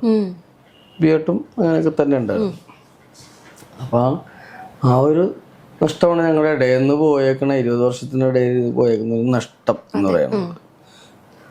ഒരു ടീം കേരളത്തിൽ നിന്ന് ഇതുവരെ പൊളിയാതെ നിന്നേക്കണ, ഇത്ര വർഷം പൊളിയാതെ നിന്നേക്കണ ടീം ഞങ്ങളുടെയാണ്. ഇപ്പോൾ വ്യക്തിപരമായ കാര്യങ്ങൾ നോക്കുകയാണെന്നുണ്ടെങ്കിൽ ഇപ്പോൾ സുബി, അതുപോലെ ധർമ്മൻ ചേട്ടൻ്റെ അമ്മ, ഈ വർഷം അങ്ങനെ കുറച്ച് നഷ്ടങ്ങളൊക്കെ ഉണ്ടായിട്ടുണ്ട്. പിന്നെ വ്യക്തിപരമായിട്ട് കുറേ നഷ്ടങ്ങൾ ഉണ്ടായിട്ടുണ്ട്. സുബി മരിച്ചതിൻ്റെ പിറ്റേ ദിവസമാണ് എൻ്റെ അമ്മച്ചി മരിക്കുന്നത്. സുബി മരിച്ചവരുടെ കാര്യങ്ങളൊക്കെ കഴിഞ്ഞു ശ്മശാനത്തിലേക്ക് എടുത്തതിന് ശേഷമാണ് സുബിയും കൂടി പങ്കെടുക്കേണ്ട ഒരു പരിപാടിക്ക് ഞാൻ കൊല്ലത്ത് കൊട്ടിയത്ത് പോകുന്നത്. ഞാൻ ദൃശ്യം നേരെ കൂടിയുള്ള പരിപാടിയായിരുന്നു. അവിടെ നിൽക്കുമ്പോഴാണ് എനിക്ക് ഫോൺ വരുന്നത്, എൻ്റെ അമ്മ മരിച്ചു എന്ന് പറഞ്ഞു. ആഷിഖിനോട് പറഞ്ഞപ്പോൾ ആഷിഖ് എന്നെ കെട്ടിപ്പിടിച്ചിട്ട് പറഞ്ഞാൽ മോൻ വീട്ടിലോട്ട് വയ്ക്കുമെന്ന് പറഞ്ഞു. അപ്പോൾ ഞാൻ പറഞ്ഞു ഇത്ര ദൂരം വന്നല്ലേ സ്റ്റേജ് കയറിയപ്പോഴും കലാകാരന്മാർ അങ്ങനെയാണല്ലോ. ഇപ്പോൾ അച്ഛൻ മരിച്ചാലും അമ്മ മരിച്ചാലും കയറി പോകണം. ചിലപ്പോൾ ജനങ്ങൾ വിശ്വസിച്ചില്ലെങ്കിൽ അത് നമ്മളൊക്കെ നമ്മുടെയൊക്കെ അമ്മമാർ മരിച്ചപ്പോൾ ചിലപ്പോൾ ആൾക്കാരെ അറിയുമല്ലോ. കുഴപ്പമില്ല. ഞാൻ പറഞ്ഞു സ്റ്റേജിൽ കയറിയിട്ട് പോകാന്ന് പറഞ്ഞപ്പോൾ കേക്ക് പറഞ്ഞു വേണ്ട പൊക്കോ, അത് ഞാൻ പറഞ്ഞോളാം. അങ്ങനെയാണ് ഞാൻ ഇതിലേക്ക് വരുന്നത്. അങ്ങനെ പിന്നെ ദൂരം നമ്മുടെ കലാരംഗത്ത് നിന്ന് തന്നെ കുറേ നല്ല ആൾക്കാർ, വേറെ എൻ്റെ പേഴ്സണൽ സൗഹൃദങ്ങളിൽ നിന്നുള്ള കുറച്ച് പേര് വലിയ നഷ്ടം ഉണ്ടാക്കിയൊരു വർഷമാണ് കാര്യം പറഞ്ഞല്ലോ. അത് ഒരു ശരി തന്നെയാണ്. എനിക്ക് അങ്ങനെ വെച്ച് നോക്കിയാൽ ഈ 2 വർഷമാണ് ഏറ്റവും കൂടുതൽ നഷ്ടങ്ങൾ ജീവിതത്തിൽ വന്നേക്കണ. അപ്പം അമ്മയുടെ കാര്യം പറയുകയാണെങ്കിൽ ഒരു മകൻ ഒരു നിലയിൽ എത്തിപ്പെടുക എന്ന് പറഞ്ഞു കഴിഞ്ഞാൽ അമ്മമാരെ സംബന്ധിച്ചത് വലിയൊരു സന്തോഷമുള്ള കാര്യം. അത്തരത്തിൽ സന്തോഷം അനുഭവിച്ചിട്ട് പോയൊരു നമ്മളെ വിട്ടുപോയ ഒരാളാണ് ചേട്ടൻ്റെ അമ്മ. ഞാൻ താമസിക്കുന്ന വീട് ഞങ്ങളുടെ അത്യാവശ്യം വലിയ വീടൊക്കെ ആയിരുന്നെങ്കിലും ഒരു ചോർന്നൊലിക്കുന്ന വീടായിരുന്നു. മഴയൊക്കെ വരാൻ നേരത്ത് ഞാനും ചേട്ടനും കൂടി ചാടി വാക്കത്തേക്ക് ഇട്ട് പുറപ്പെട്ട് വീടിൻ്റെ പുറത്ത് പോയി ഓലപടലൊക്കെ വെട്ടി അത് കൃത്യമായിട്ട് വെച്ച് റോഡിൻ്റെ ഇടയിൽ ഇങ്ങനെ വെള്ളം പോകാൻ വേണ്ടിയൊക്കെ വെക്കണ ഒരു വീടായിരുന്നു. ഇടയ്ക്ക് പാത്രമൊക്കെ വെച്ച് കൊടുക്കണം. കുഴപ്പമൊന്നുമില്ല, 4-5 മുറികളൊക്കെ ഉണ്ട്, കൃഷിയൊക്കെ ഉണ്ട്. എന്നാൽ ഈ ഓട് അവിടെ ഇവിടെ കിളകി പുഴയ വരല്ലേ, അപ്പൊ അങ്ങനെയൊക്കെ ഉണ്ടായിരുന്നു. അങ്ങനത്തെ ഒരു വീട്ടിൽ നിന്ന് അച്ഛൻ അവിടെ മുളകാട്ടിൽ വെച്ച് മുളകാട് വെച്ച് തന്നെയാണ് അച്ഛൻ മരിക്കുന്നതൊക്കെ. അയാളെ സങ്കടം എന്ന് പറഞ്ഞാൽ അമ്മച്ചിൻ്റെ കൂടെ ഞാൻ ഈ വീട് വെച്ചപ്പോഴും ഞാൻ കാർ വാങ്ങിച്ചപ്പോഴും എൻ്റെ സൗകര്യങ്ങൾക്കൊക്കെ അമ്മച്ചി കൂടെ ഉണ്ടായിരുന്നു. അച്ഛന് അങ്ങനെ കാണാൻ പറ്റില്ല. അപ്പൊ അച്ഛൻ തന്നെ ഒരു ഗവൺമെന്റ് ജോലിക്കാരനാക്കണം, പഠിച്ച് ഉദ്യോഗസ്ഥനാക്കണം എന്നൊക്കെ ആയിരുന്നു. ചേട്ടന് ഗവൺമെന്റ് ജോലി കിട്ടി. അങ്ങനെ നടക്കുമ്പോഴും ഞാൻ മിമിക്രി ആയിട്ട് നടക്കണതും ഇതൊക്കെ അച്ഛന് ഭയങ്കര ബുദ്ധിമുട്ടായിരുന്നു എന്ന് പറഞ്ഞാല് ഒന്നും പറയില്ല. പക്ഷെ എന്താവും അമ്മയ്ക്ക് താല്പര്യം ഉണ്ടായിരുന്നു, അമ്മയ്ക്കും എതിർപ്പായിരുന്നു. ഇല്ല, ഞാൻ പറഞ്ഞില്ലേ എൻ്റെ അമ്മനെ പറ്റി പറഞ്ഞ ഭയങ്കര രസമാണ്. ഞാൻ എന്താണെന്നോ മിമിക്രി കളിക്കാൻ വേണമെന്നോ സിനിമ കളിക്കാൻ വേണമെന്നോ ഇതൊന്നും എനിക്ക് പ്രശ്നമേ അല്ല. ഞാൻ അടുത്തടുത്ത് 2-3 ദിവസം ഉദ്ഘാടനങ്ങളുണ്ടായിരുന്നു. അപ്പൊ നമുക്ക് ഈ ബൊക്കയൊക്കെ കിട്ടുമല്ലോ. അപ്പൊ ഞാൻ 3 ദിവസം അടുപ്പിച്ച് ബൊക്കെ കൊണ്ടുവന്നു. വെറുതെ വീട്ടിൽ കാറിൽ വെച്ചിട്ട് വീട്ടിൽ കൊണ്ടുവന്ന് അമ്മച്ചി ഇതാ കയ്യിൽ കൊടുത്തപ്പോ അമ്മച്ചി പറഞ്ഞ്, നീ ഇത് മേടിച്ച് കാശ് കളയാതെ പിള്ളേർക്ക് എന്തെങ്കിലും മേടിച്ചു കൊടുക്കാൻ. അങ്ങനെ പറഞ്ഞാൽ എൻ്റെ അമ്മച്ചി. അപ്പൊ അമ്മച്ചിക്ക് അറിയാൻ പാടില്ല, ഞാൻ അവിടെ പോയിട്ട് ഇത്ര ആൾക്കാരുടെ ഇടയിൽ നിന്ന് പ്രസംഗിച്ച് അല്ലെങ്കിൽ കൈയടി വാങ്ങിച്ച് അവരുടെ സ്നേഹം കിട്ടി പോയി അവിടെ നിന്ന് സ്വീകരിച്ച് എന്നെ കൊണ്ടുവന്ന ബുക്കാണെന്നൊന്നും അമ്മച്ചിക്ക് അത്രയൊക്കെ പിടിയില്ല. അമ്മച്ചി എല്ലാം ഹോസ്പിറ്റലിൽ പോകുമ്പോഴോ അമ്പലത്തിൽ പോകുമ്പോഴൊക്കെ ആൾക്കാർ ഇന്നലെ മോൻ കലക്കെട്ടോ ടി വിയിൽ എന്നൊക്കെ പറയുമ്പോഴാണ് അമ്മച്ചിക്ക് അതിനെപ്പറ്റി ഇത് വന്നത്. എൻ്റെ വീട്ടിലിപ്പോൾ ഒരുപാട് സിനിമാക്കാർ വന്നിട്ടുണ്ട്. എനിക്ക് പേടിയാണ് അവർ വരുമ്പോൾ. അപ്പോൾ അത്യാവശ്യം നടന്മാരെയൊക്കെ അമ്മച്ചിക്ക് അറിയാൻ പാടുള്ളൂ. മണിച്ചേട്ടൻ വരുമ്പോൾ മണിച്ചേട്ടനെ ഏകദേശം അറിയാം. ഈ പാട്ടും ഒക്കെ ഇതുകൊണ്ട് മണിച്ചേട്ടനെ അതുണ്ട്. ദിലീപേട്ടനെ ആദ്യമായിട്ട് സിനിമയിലൊക്കെ കൊണ്ടുപോയതുകൊണ്ട് അറിയാം. പിന്നെ നമുക്ക് മോഹൻലാലൊക്കെ അമ്മച്ചിക്ക് അറിയാം. അല്ലാതെ ഒരാൾ വന്നിരുന്നാല് ദുൽഖർ സൽമാന്റെ വീട്ടിൽ വന്നിട്ടുണ്ട്. എനിക്ക് പേടിയായിരുന്നു. ഞാൻ അവിടെ പോയിട്ട് പറഞ്ഞു, അടുക്കളെ കൊണ്ട് മാറ്റി നിർത്തിട്ട് ഞാൻ പറഞ്ഞു ഇത് മമ്മൂക്കയുടെ മോനാണ് ദുൽഖർ സൽമാൻ. അല്ലെങ്കിൽ അമ്മച്ചി അവിടെ ചോദിച്ചിട്ട് മോന് അച്ഛനമ്മയൊക്കെ ഉണ്ടാ അമ്മച്ചി അപ്പ പണി വാളിപ്പോന്ന് ഓർത്തിട്ട് ഞാൻ അടുക്കളുടെ വശത്ത് കൊണ്ടുപോയിട്ട് അമ്മച്ചിനോട് പറഞ്ഞ് മനസ്സിലാക്കിയിട്ടാണ് മോളുള്ളത്. അങ്ങനെയൊക്കെ ഉണ്ട് അമ്മച്ചിക്ക്. അപ്പൊ അമ്മച്ചിക്ക് ഇങ്ങനെ ഈ പറഞ്ഞ പോലെ കലാകാരനാണോ ഇവൻ എന്താണോ ഇടയ്ക്ക് ഗവൺമെന്റ് ജോലിക്ക് പോണ കണ്ടു, പിന്നെ അത് കളഞ്ഞിട്ട് വന്നു. അമ്മച്ചിക്ക് അതൊന്നും ക്ഷമയല്ലായിരുന്നു. ആദ്യമായിട്ട് സിനിമ ചേട്ടന്റെ സിനിമ സ്ക്രീനിൽ കണ്ടപ്പം അമ്മയുടെ ഒരു എക്സ്പ്രഷൻ ഒന്നുമില്ല, സാധാരണ പോലെ തന്നെ. വിളക്ക് വെക്കുക, പ്രാർത്ഥിക്കുക, അമ്പലത്തിൽ പോവുക, ആശുപത്രി പോവുക എന്നൊക്കെ അല്ലാതെ അമ്മച്ചിക്ക് അങ്ങനെ വലിയ ഒരു എക്സ്പ്രഷൻ ഞാൻ കണ്ടിട്ടില്ല ഇതുവരെ. ഈ ധർമ്മജൻ എന്ന് പറഞ്ഞ വ്യക്തിയുടെ ഇന്റർവ്യൂ നമ്മൾ എടുക്കുമ്പോൾ അതിനകത്ത് ഒഴിച്ചുകൂടാൻ വയ്യാത്ത ഒരാള് കലാഭവൻ മണിയാണ്. അദ്ദേഹമായിട്ടുള്ള ഒരു സൗഹൃദമാണ്. മണിച്ചേട്ടനായിട്ട് സൗഹൃദം എന്നല്ല അതിനെ പറയേണ്ടത്, വലിയൊരു സഹോദര തുല്യമായിട്ടുള്ളൊരു ഇതായിരുന്നു. നമ്മളെ കെയർ ചെയ്യാനും ഇരിക്കാനും. ഈ US ഷോയ്ക്കൊക്കെ പോയുമ്പോൾ പുള്ളി എൻ്റെ കൂടെ കിടക്കുള്ളൂ. 10-45 ദിവസമൊക്കെ കെട്ടിപ്പിടിച്ച് അങ്ങനെ കിടക്കുക. ഇപ്പുറത്ത് ഒരു കട്ടിൽ ഷായോൺ കിടക്കുക, അങ്ങനെയൊക്കെ ആയിരിക്കുള്ളൂ. പിന്നെ അവിടെ പോകണമെങ്കിലും എന്ത് കാര്യം ഉണ്ടെങ്കിലും നമ്മളോട് എന്താണ്ട് പറഞ്ഞാൽ മതി എന്നൊക്കെ പറഞ്ഞിട്ട് അങ്ങനെ ഒരു. പിന്നെ ഞാൻ എൻ്റെ കൂട്ടുകാർക്ക് കലാഭവനെ കാണുമെന്ന് പറഞ്ഞിട്ട് നാട്ടിലുള്ള സാധാരണ പണിക്കാർക്ക്, അത് ആർട്ടിസ്റ്റുകളൊന്നുമല്ല, ആൾക്കാർക്ക് വേണമെന്നുണ്ടാ ഒരു കുട്ടി ഇങ്ങോട്ട് വാ എന്ന് പറഞ്ഞിട്ട് ഞാനിവിടെ ഒരു വണ്ടി നിറച്ച ആളായിട്ട്, ഒരു ട്രാവലർ നിറച്ച ആളായിട്ട് അവിടെ ചെല്ലുമ്പോൾ മണിച്ചേട്ടൻ എനിക്ക് വേണ്ടിയിട്ട് അവിടെ നാടൻ പാട്ട് മറ്റേത് മറിച്ചത് ടീമായിട്ട് ഫുഡ് അതും ഇതൊക്കെ ഒരുക്കി റെഡിയാക്കി വെച്ചേക്കുക. അവിടെ രാവിലെ തുടങ്ങി അവിടെ നമ്മുടെ കൂട്ടുകാർക്ക് വേണ്ടിയിട്ട് ട്രീറ്റും കാര്യങ്ങളൊക്കെ ആയിട്ട് അങ്ങനത്തെ ഒക്കെ ഒരു വലിയ സൗഹൃദമായിരുന്നു. എറണാകുളം വഴി ഇങ്ങനെ പോകാൻ നേരത്ത് അതിൻ്റെ ഞാൻ ഫ്ലാറ്റിലുണ്ട്, ഇങ്ങോട്ട് പോവാ, ഇങ്ങോട്ട് ഹോട്ടലുണ്ട് ഒക്കെ പറയും. അങ്ങനെയൊക്കെ ഉണ്ടായിരുന്നു. ഇന്റർവ്യൂകളൊക്കെ ഇടയ്ക്ക് വിളിക്കും. സ്നേഹമായിരുന്നു. അത് എന്നോട് മാത്രമല്ല കേട്ടാ, കുറെ പേരോടുണ്ടായിരുന്നു. അത് നമ്മൾ മരിച്ച സമയത്ത് കണ്ടതാണല്ലോ ആ സ്നേഹം. അതെ, ഞാനാണ് തൃശ്ശൂര് അവിടെ വന്നപ്പോ ബോഡി ഏറ്റുവാങ്ങിയത് രാത്രി. ഞാൻ ഭാഗത്ത് അവിടെ ഒരു പ്രോഗ്രാമിൽ നിൽക്കുമ്പോൾ സ്റ്റേജിൽ നിൽക്കുമ്പോഴാണ് ഇത് അറിയണത്. ഇതങ്ങനെ അമൃത ഹോസ്പിറ്റലിൽ നിന്ന് ശേഖരം വന്നപ്പോൾ അവിടുത്തെ മെഡിക്കൽ കോളേജിൽ കൊണ്ടുവന്നപ്പോൾ ഞാൻ അവിടെ മെഡിക്കൽ കോളേജിൽ ഉണ്ടായിരുന്നു. പഴയ MP ബിജു പോലീസ് ഉദ്യോഗസ്ഥർ അങ്ങനെ കുറച്ച് പേരുണ്ടായില്ല രാത്രി. അത് അത്രയ്ക്ക് ആൾക്കാർക്ക് അറിയാൻ പാടില്ല. പക്ഷെ കുറേ നല്ല സ്മരണകളും നല്ല പാട്ടുകളും തന്നിട്ട് പോയി. ഇപ്പോൾ കട്ടപ്പനയിലെ ഋതിക് റോഷൻ എന്ന് പറഞ്ഞ സിനിമയില് അതിനകത്ത് പറയുന്നുണ്ട് രതീഷ് എഴുന്നേക്കൂ രതീഷ് എന്നൊക്കെ പറയുന്ന ഡയലോഗ്സ് ഒക്കെ ഉണ്ട്. ആളുകൾ ഒരുപാട് ചിരിപ്പിച്ച ഡയലോഗ്. അത്തരത്തിൽ എപ്പോഴെങ്കിലും സ്വയം ചിരിച്ചു പോയ അനുഭവങ്ങൾ ഉണ്ടായിട്ടുണ്ടോ ഷൂട്ടിങ്ങിന്റെ സമയത്ത്? ഐസക് ന്യൂട്ടൺ സൺ ഓഫ് ഫിലിപ്പോപ്സ് എന്ന് പറഞ്ഞൊരു പടം നടക്കുന്നു. അപ്പൊ TG രവിചേട്ടനുണ്ട്, സിദ്ദിഖ് ലാൽ ചേട്ടനുണ്ട്, ഞാൻ ടിനി ടോം. അപ്പം ഞങ്ങളൊരു മരിച്ച വീട്ടിലേക്ക് ഉണ്ട്. അവിടെ ഒരു ഭയങ്കര കൊലപാതകം നന്നക്കണേണ്. അപ്പോൾ പുള്ളിക്ക് ഭ്രാന്ത് കയറിയിരിക്കണേ ഞങ്ങളുടെ വരവ് കാണുമ്പോൾ തന്നെ. ഞങ്ങൾ 3 പേരും കൂടി വന്നത്, ലാലേട്ടനുണ്ട്, ടിനിയുണ്ട്, ഞാനുണ്ട്. ഞങ്ങൾ വന്ന കാണുമ്പോൾ അവിടെ ഒരു തേങ്ങയിലൊരു വാക്കത്തി കൊത്തി വെച്ചിട്ടുണ്ട്. അപ്പം ഞാൻ ടിനിനോട് പറഞ്ഞ് മിക്കവാറും പുള്ളി ആ വാക്കത്തിന് തേങ്ങയായിട്ട് വരുള്ളൂ കേട്ടാന്ന് പറഞ്ഞു. അതിൽ നിന്ന് ഊരാൻ ചിലപ്പോൾ പറ്റിയില്ലെങ്കിൽ നല്ലോണം കൊത്തിച്ചെക്കണമെങ്കിൽ ഊരിപ്പോയില്ല. അങ്ങനെ അതേ പറ്റൂല. ഞാൻ പുള്ളി മിക്കവാറും ആ തേങ്ങയായിട്ട് വരുള്ളൂ എന്ന് പറഞ്ഞു. അപ്പൊ അതവിടെ നേരത്തെ കൊത്തി വെച്ചേക്കണാണ്, നാട്ടുകാർ കൊണ്ട് കൊത്തി വെച്ചേക്കണ ഇതാക്കത്തിയാണ്. ഷോട്ട് എടുക്കാൻ ടിനി സമ്മതിക്കൂല. ടിനി ഇത് ഓർത്തിട്ട് ചിരിച്ചിട്ട് ഷോട്ട് എടുക്കാൻ പറ്റണില്ല. അപ്പൊ TG സാറ് വിചാരിച്ചു പുള്ളിനെ കളിയാക്കണേന്ന് വിചാരിച്ചു. അതൊരു വലിയ സീനിയറായിട്ടുള്ള നടനല്ലേ, പ്രായമൊക്കെ ഉള്ള ആളല്ലേ, അത് നമ്മുടെ സുഹൃത്തിന്റെ അച്ഛനും ഒക്കെയാണ്. പുള്ളി ഇച്ചിരി എന്താ കാര്യമൊന്നും പറയണില്ല.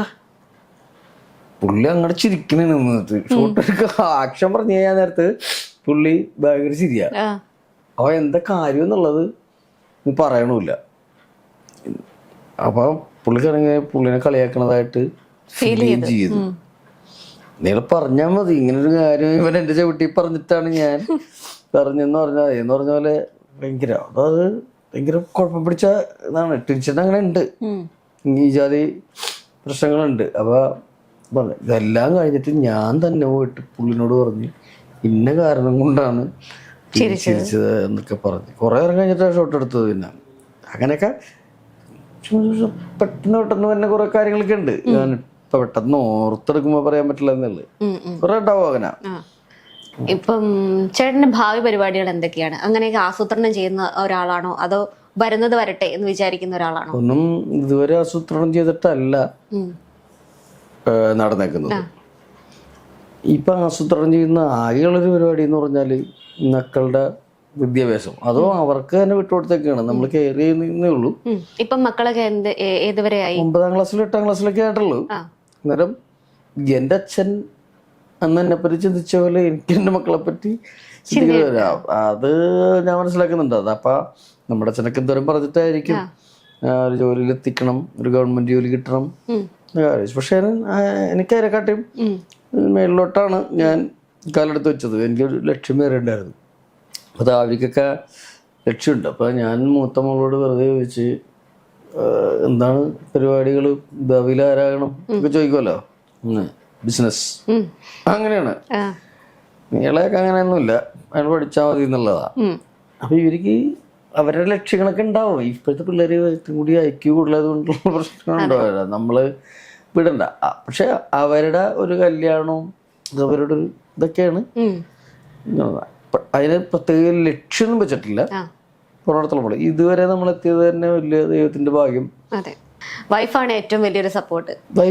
വൈഫിന് സപ്പോർട്ട് എന്ന് പറഞ്ഞാൽ നമുക്ക് പറഞ്ഞറിയിക്കാൻ പറ്റാത്ത സപ്പോർട്ടാണ്. അത് എനിക്ക് മാത്രമല്ല, ഒരുപാട് പേർക്ക്. ചിലപ്പോൾ കുറെ പേർക്ക് ഉണ്ടാവൂലായിരിക്കും. ഇത് രാവിലെ 4-5 മണിക്ക് എണീറ്റ് തുടങ്ങുന്ന പരിപാടികളല്ലേ ഇവരുടെ. ഞാൻ എന്നോട് കിടക്ക് കുറച്ചു നേരം കൂടി കിടക്ക്, ഇപ്പൊ രാവിലെ എണീക്കണ്ട. ഇന്നും ഞാൻ രാവിലെ എണീറ്റപ്പോൾ 4:30 ഇങ്ങനെ വെച്ച് നോക്കിയപ്പോൾ 4:30 അല്ലേ ആയിട്ടുള്ളൂ. ഇവിടെ കിടക്ക് കുറച്ചു നേരം കൂടി കിടക്ക്.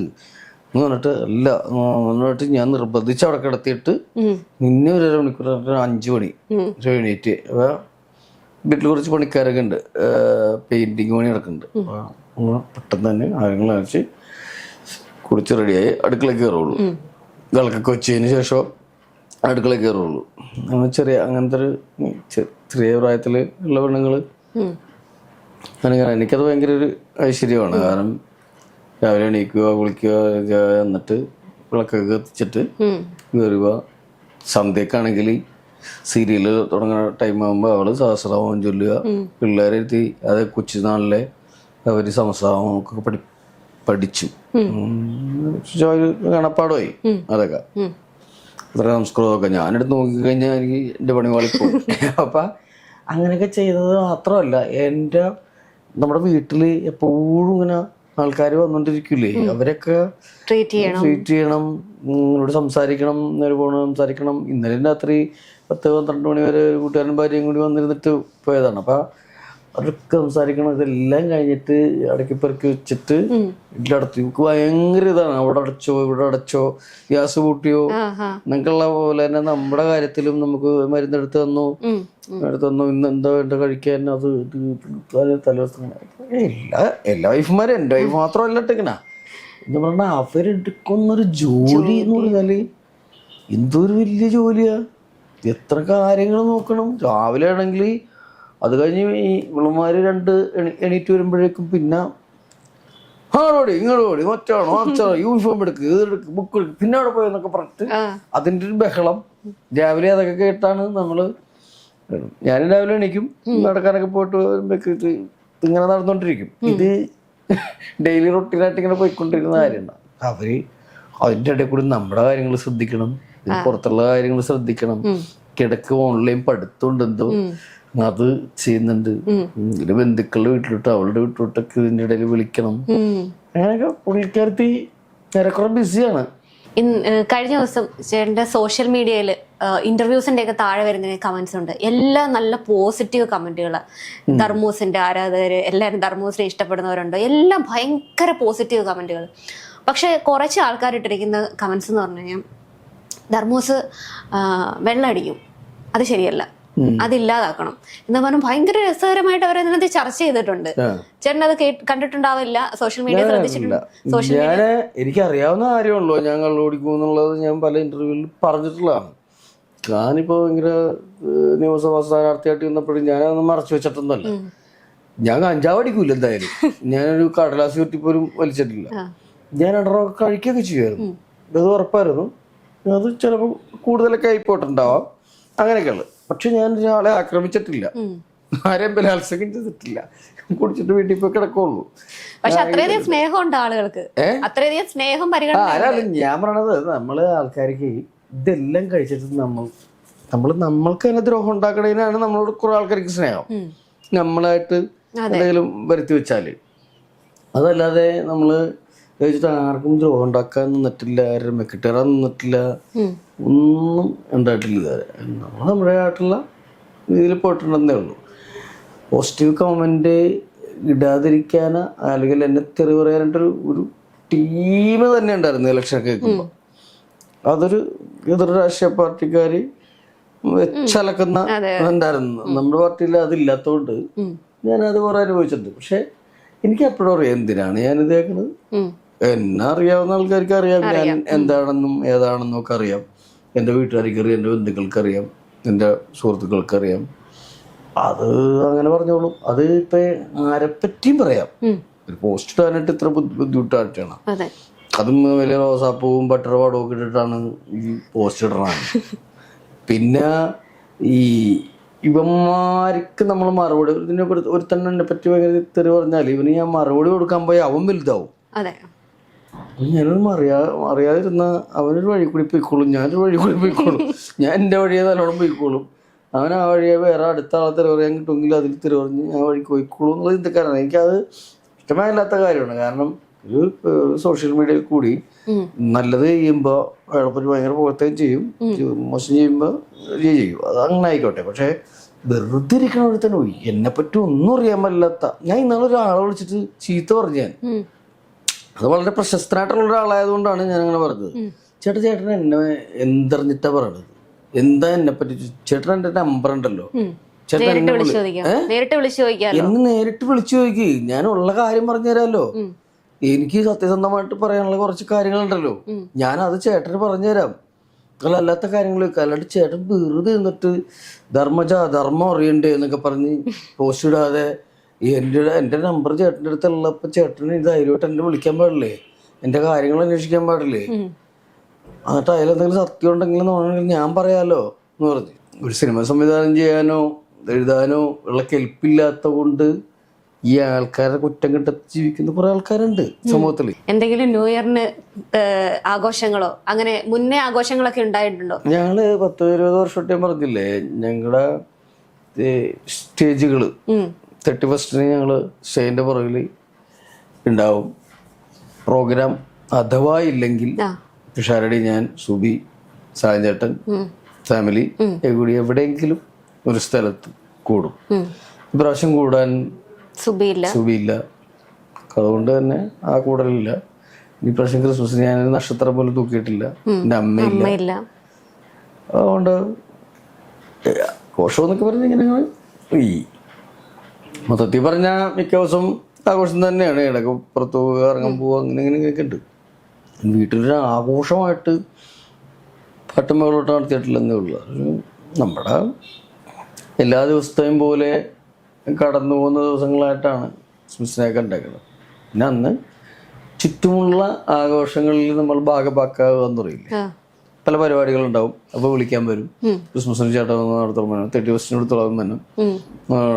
ഇപ്പോൾ കേക്കരണകാരൻ അനുസ്മരണമുണ്ട്, അവിടെ ചെല്ലണം, നിർത്തണം. അങ്ങനെ കുറച്ച് ആഘോഷങ്ങളുടെ ഭാഗമായി ഞങ്ങളുടെ വീട്ടിൽ നിന്ന് ഫുഡ്, നമ്മുടെ സുഹൃത്തുക്കളുടെ വീട്ടിൽ നിന്നാകുമ്പോൾ ക്രിസ്മസിന് ഇവിടെ നിന്ന് ഫുഡ് കഴിക്കാം, ന്യൂ ഇയറിന് ഇവിടെ നിന്ന് ഫുഡ് കഴിക്കാം എന്നൊക്കെ പറയുമ്പോൾ അങ്ങനെയുള്ള ചില ആഘോഷങ്ങളുടെ ഭാഗമാക്കാവും. അല്ലാണ്ട് വീട്ടിലായിട്ടൊരു ആഘോഷം എത്താറില്ല. പ്രാവശ്യം നക്ഷത്രം പോലും തൂക്കിയിട്ടില്ല. നമ്മളോട് ഇത്രയും നേരം ഒരുപാട് വിശേഷങ്ങൾ ധർമ്മജൻ ചേട്ടൻ പറഞ്ഞിട്ടുണ്ട്. ഒരു വിധത്തിലുള്ള ജാടകളോ ഒന്നും ഇല്ലാതെ എല്ലാ കാര്യങ്ങളും വെട്ടിത്തുറന്ന് നമ്മളോട് സംസാരിച്ചിട്ടുണ്ട്. ന്യൂ ഇയർ ആണ് വരുന്നത്. ധർമ്മജൻ ചേട്ടൻ്റെ ജീവിതത്തിൽ നല്ല നല്ല ഒരുപാട് കാര്യങ്ങൾ ഈ വർഷം സംഭവിക്കട്ടെ എന്ന് നമുക്ക് ആശംസിക്കാം. നന്ദി.